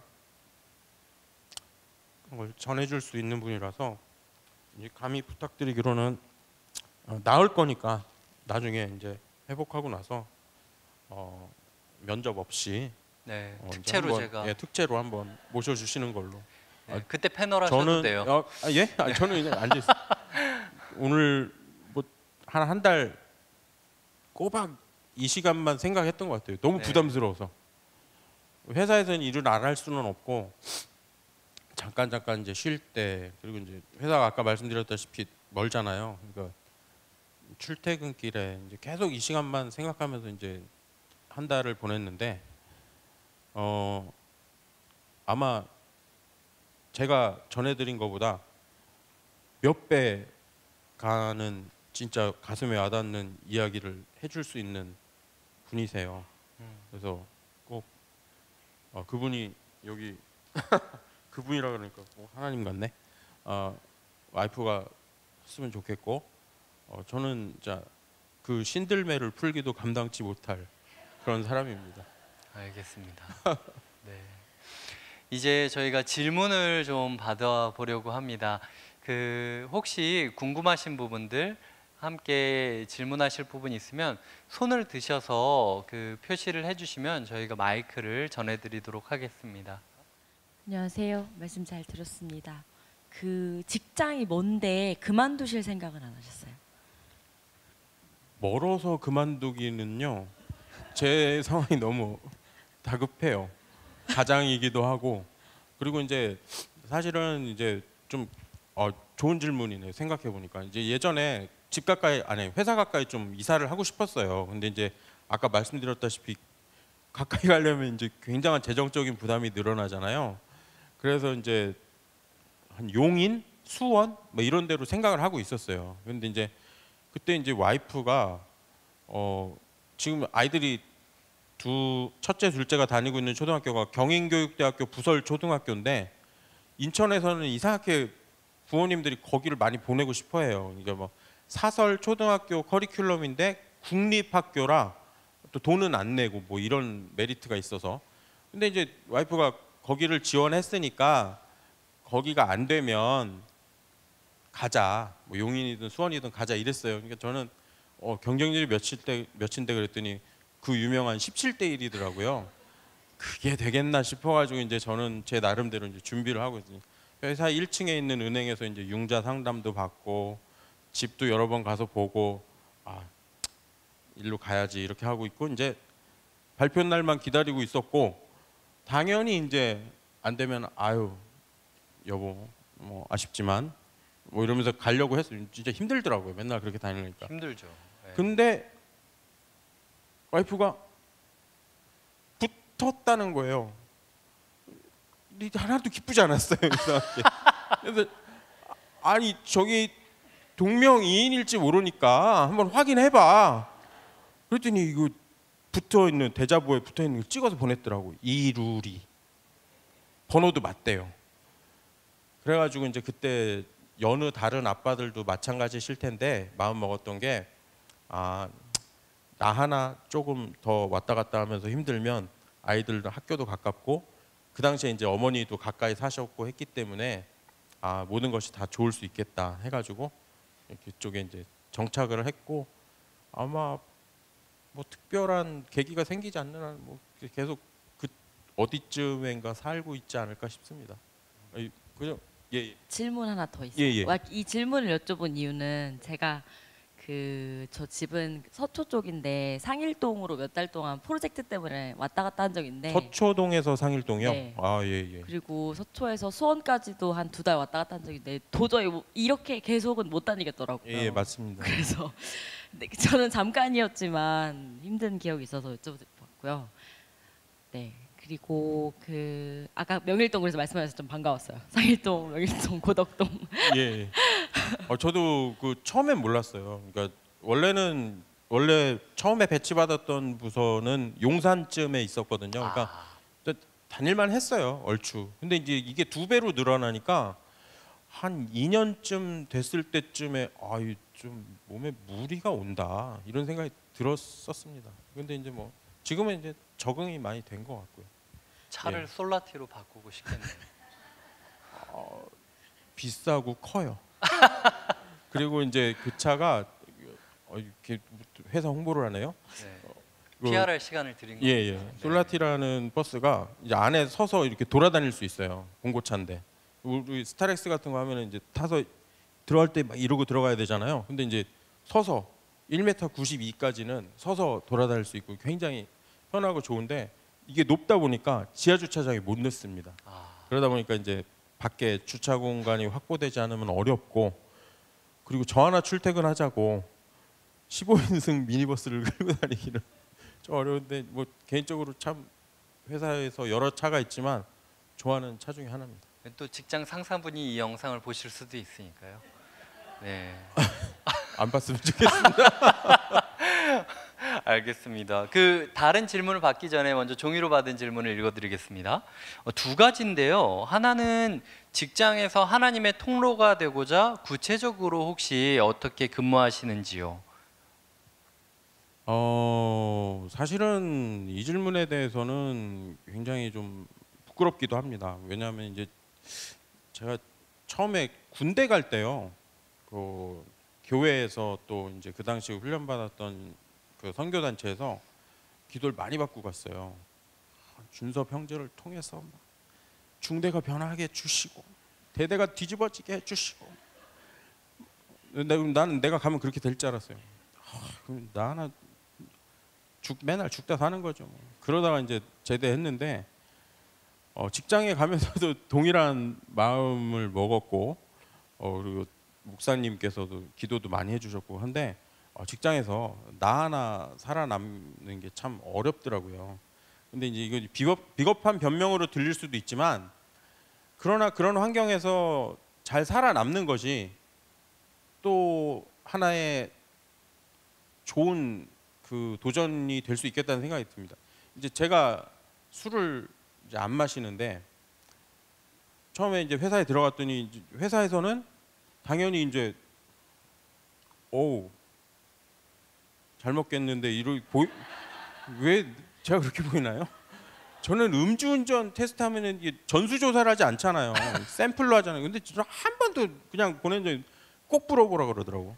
그냥 입사에서도 술을 많이 이제 안 마시면 좀 이렇게 뭐 일 안 하는 것만큼의 눈총을 받는 회사였는데 마시지 않았습니다. 이제 이유는 어렸을 때부터 이제 술을 안 마십니다라고 하는 것이 제가 생각하기에 그게 신앙적으로 옳다고도 믿었지만 그렇게 말하는 것이 나 크리스찬입니다라고 표현하는 좋은 방법 중에 하나더라고요.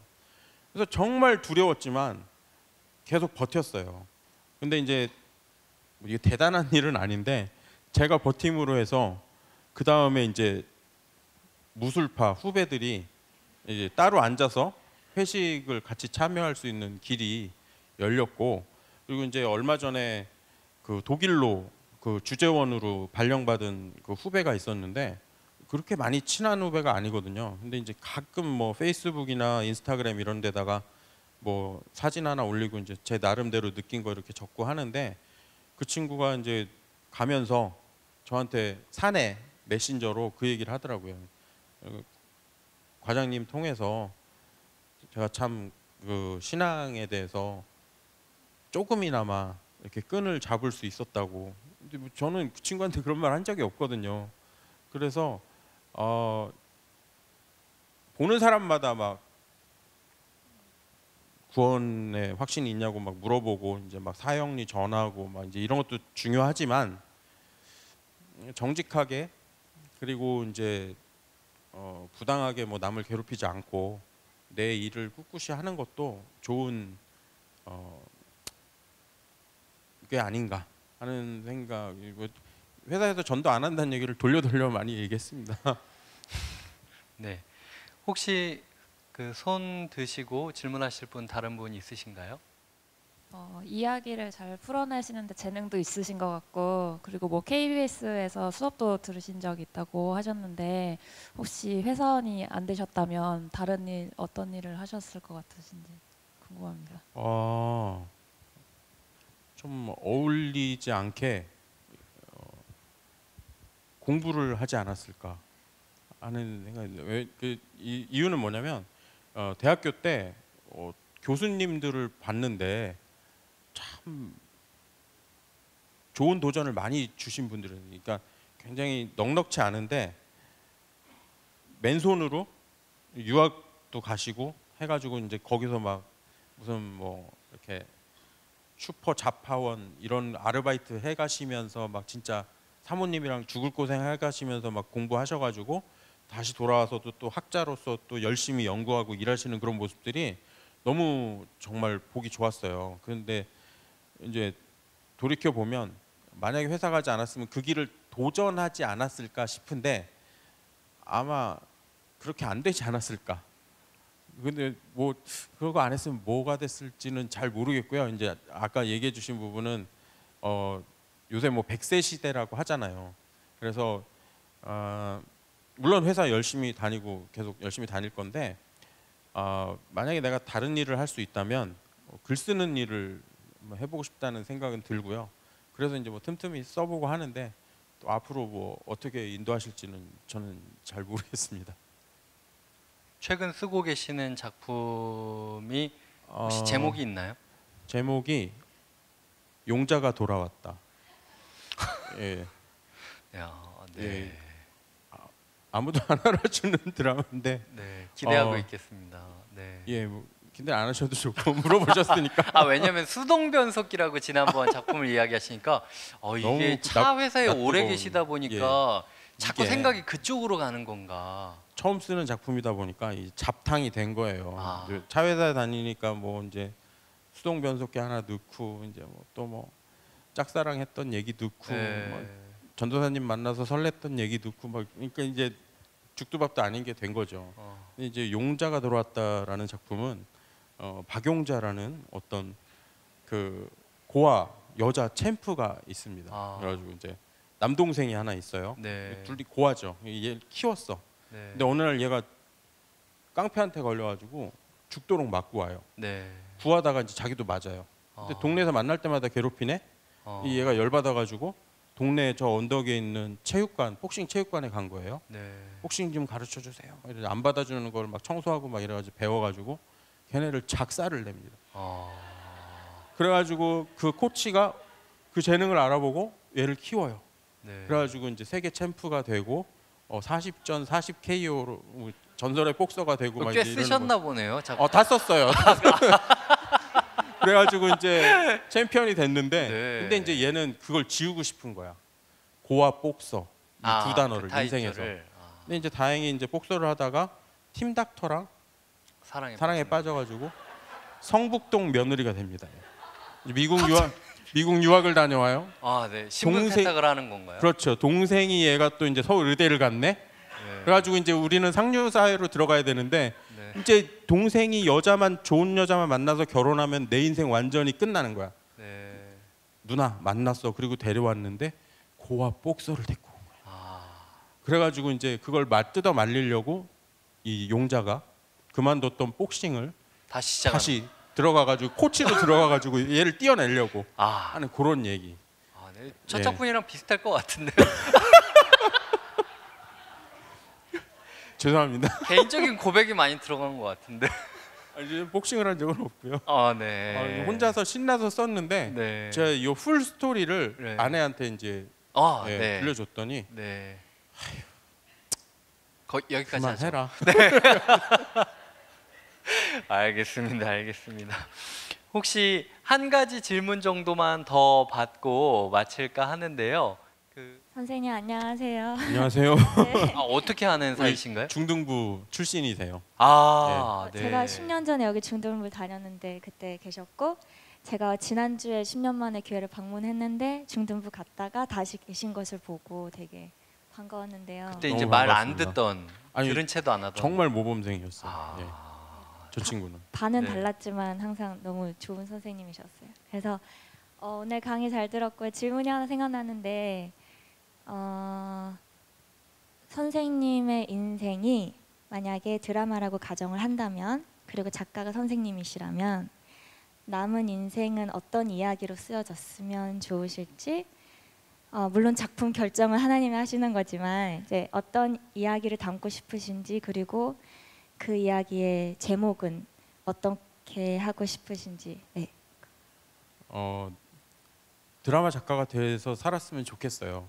왜 그러냐면 드라마나 영화를 좋아하는데 우리가 복음을 전하고 크리스찬으로서 살아야 되잖아요. 이게 그 크리스찬으로 산다는 건 어떤 영향력을 미친다는 건데 그 영향력이 이 문화만큼 이게 굉장히 자연스럽게 흡수되고 파급력이 있는 게 없더라고요.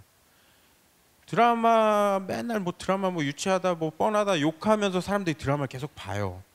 그리고 거기서 히트했던 대사나 이런 게 유행어가 되고 그런 걸 보면서 내가 크리스찬으로 살았고 더 열심히 믿으면서 살면 내가 생각하는 것들을 어떤 나의 믿음 이런 게 거기 녹아들어서 어떤 의도를 갖고 어떤 씬을 만드는 게 아니라 그냥 내가 쓰는 작품이 그게 이제 자연스럽게 녹아들어서 그런 어떤 세계관이나 인간에 대한 사랑 이런 게 전해질 수 있지 않을까라고 생각을 하는데요.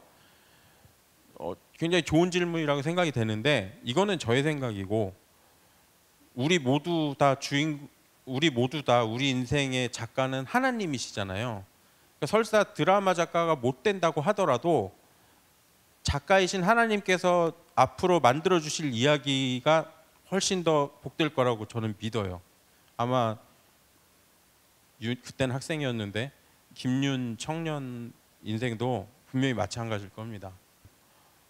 중등부에서 받았던 사랑 다시 와서 나눠줄 생각 없으신지 선생님 같은 분이 되게 필요한 것 같아요. 지난주부터 매일 기도하고 있고요. 지금 네. 타이밍을 보고 있습니다. 예. 지금이 좋은 타이밍인 것 같아요. 예.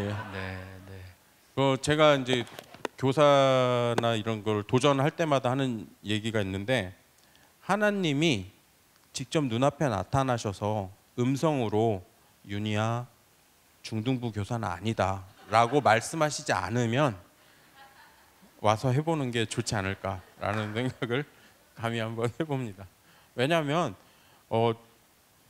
김윤 청년 같은 분들이 여기서 중등부 시절을 보냈거든요. 그 이후로도 또 많은 일들이 있었을 거 아니에요.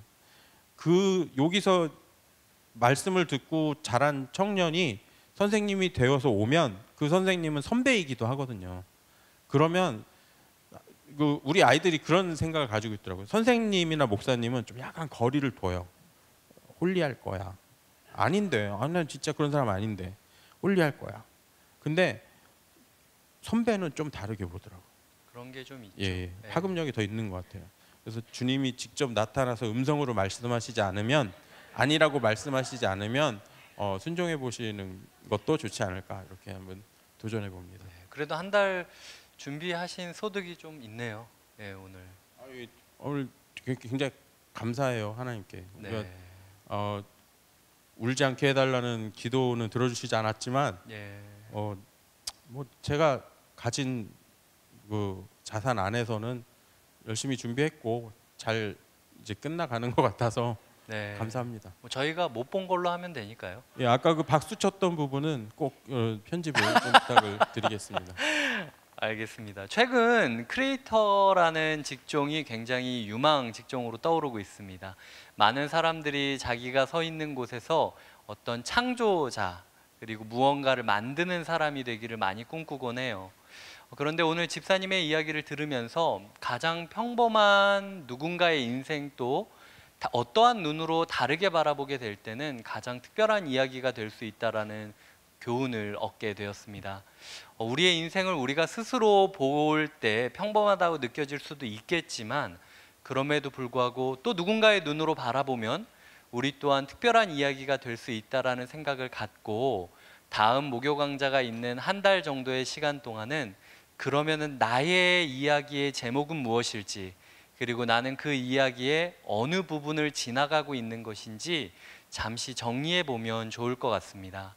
제가 몇 년 전에 봤던 영화 중에 괜찮아요 미스터 브래드라는 영화가 있는데, 그 영화에 보면은 마지막 즈음에 주인공이 이런 대사를 남깁니다. 나는 나를 추켜 세우거나 비하하는데 너무 많은 시간을 써버렸다. 우리도 우리의 스스로를 추켜 세우거나 비하하는 데 시간을 써버리지 말고 이제부터는 우리 고유의 이야기를 만들어내고 찾고 꿈꾸며 보내는 시간이 되었으면 좋겠습니다. 긴 시간 수고 많으셨고요. 이제 다음 달 동안 함께, 다음 달 되기까지 함께 기다리며 이 시간을 준비했으면 좋겠습니다. 네, 이상으로 2019년 하반기 목요 강좌 첫 번째 강의를 마치도록 하겠습니다. 수고하셨습니다. 수고하셨습니다. 수고하셨습니다.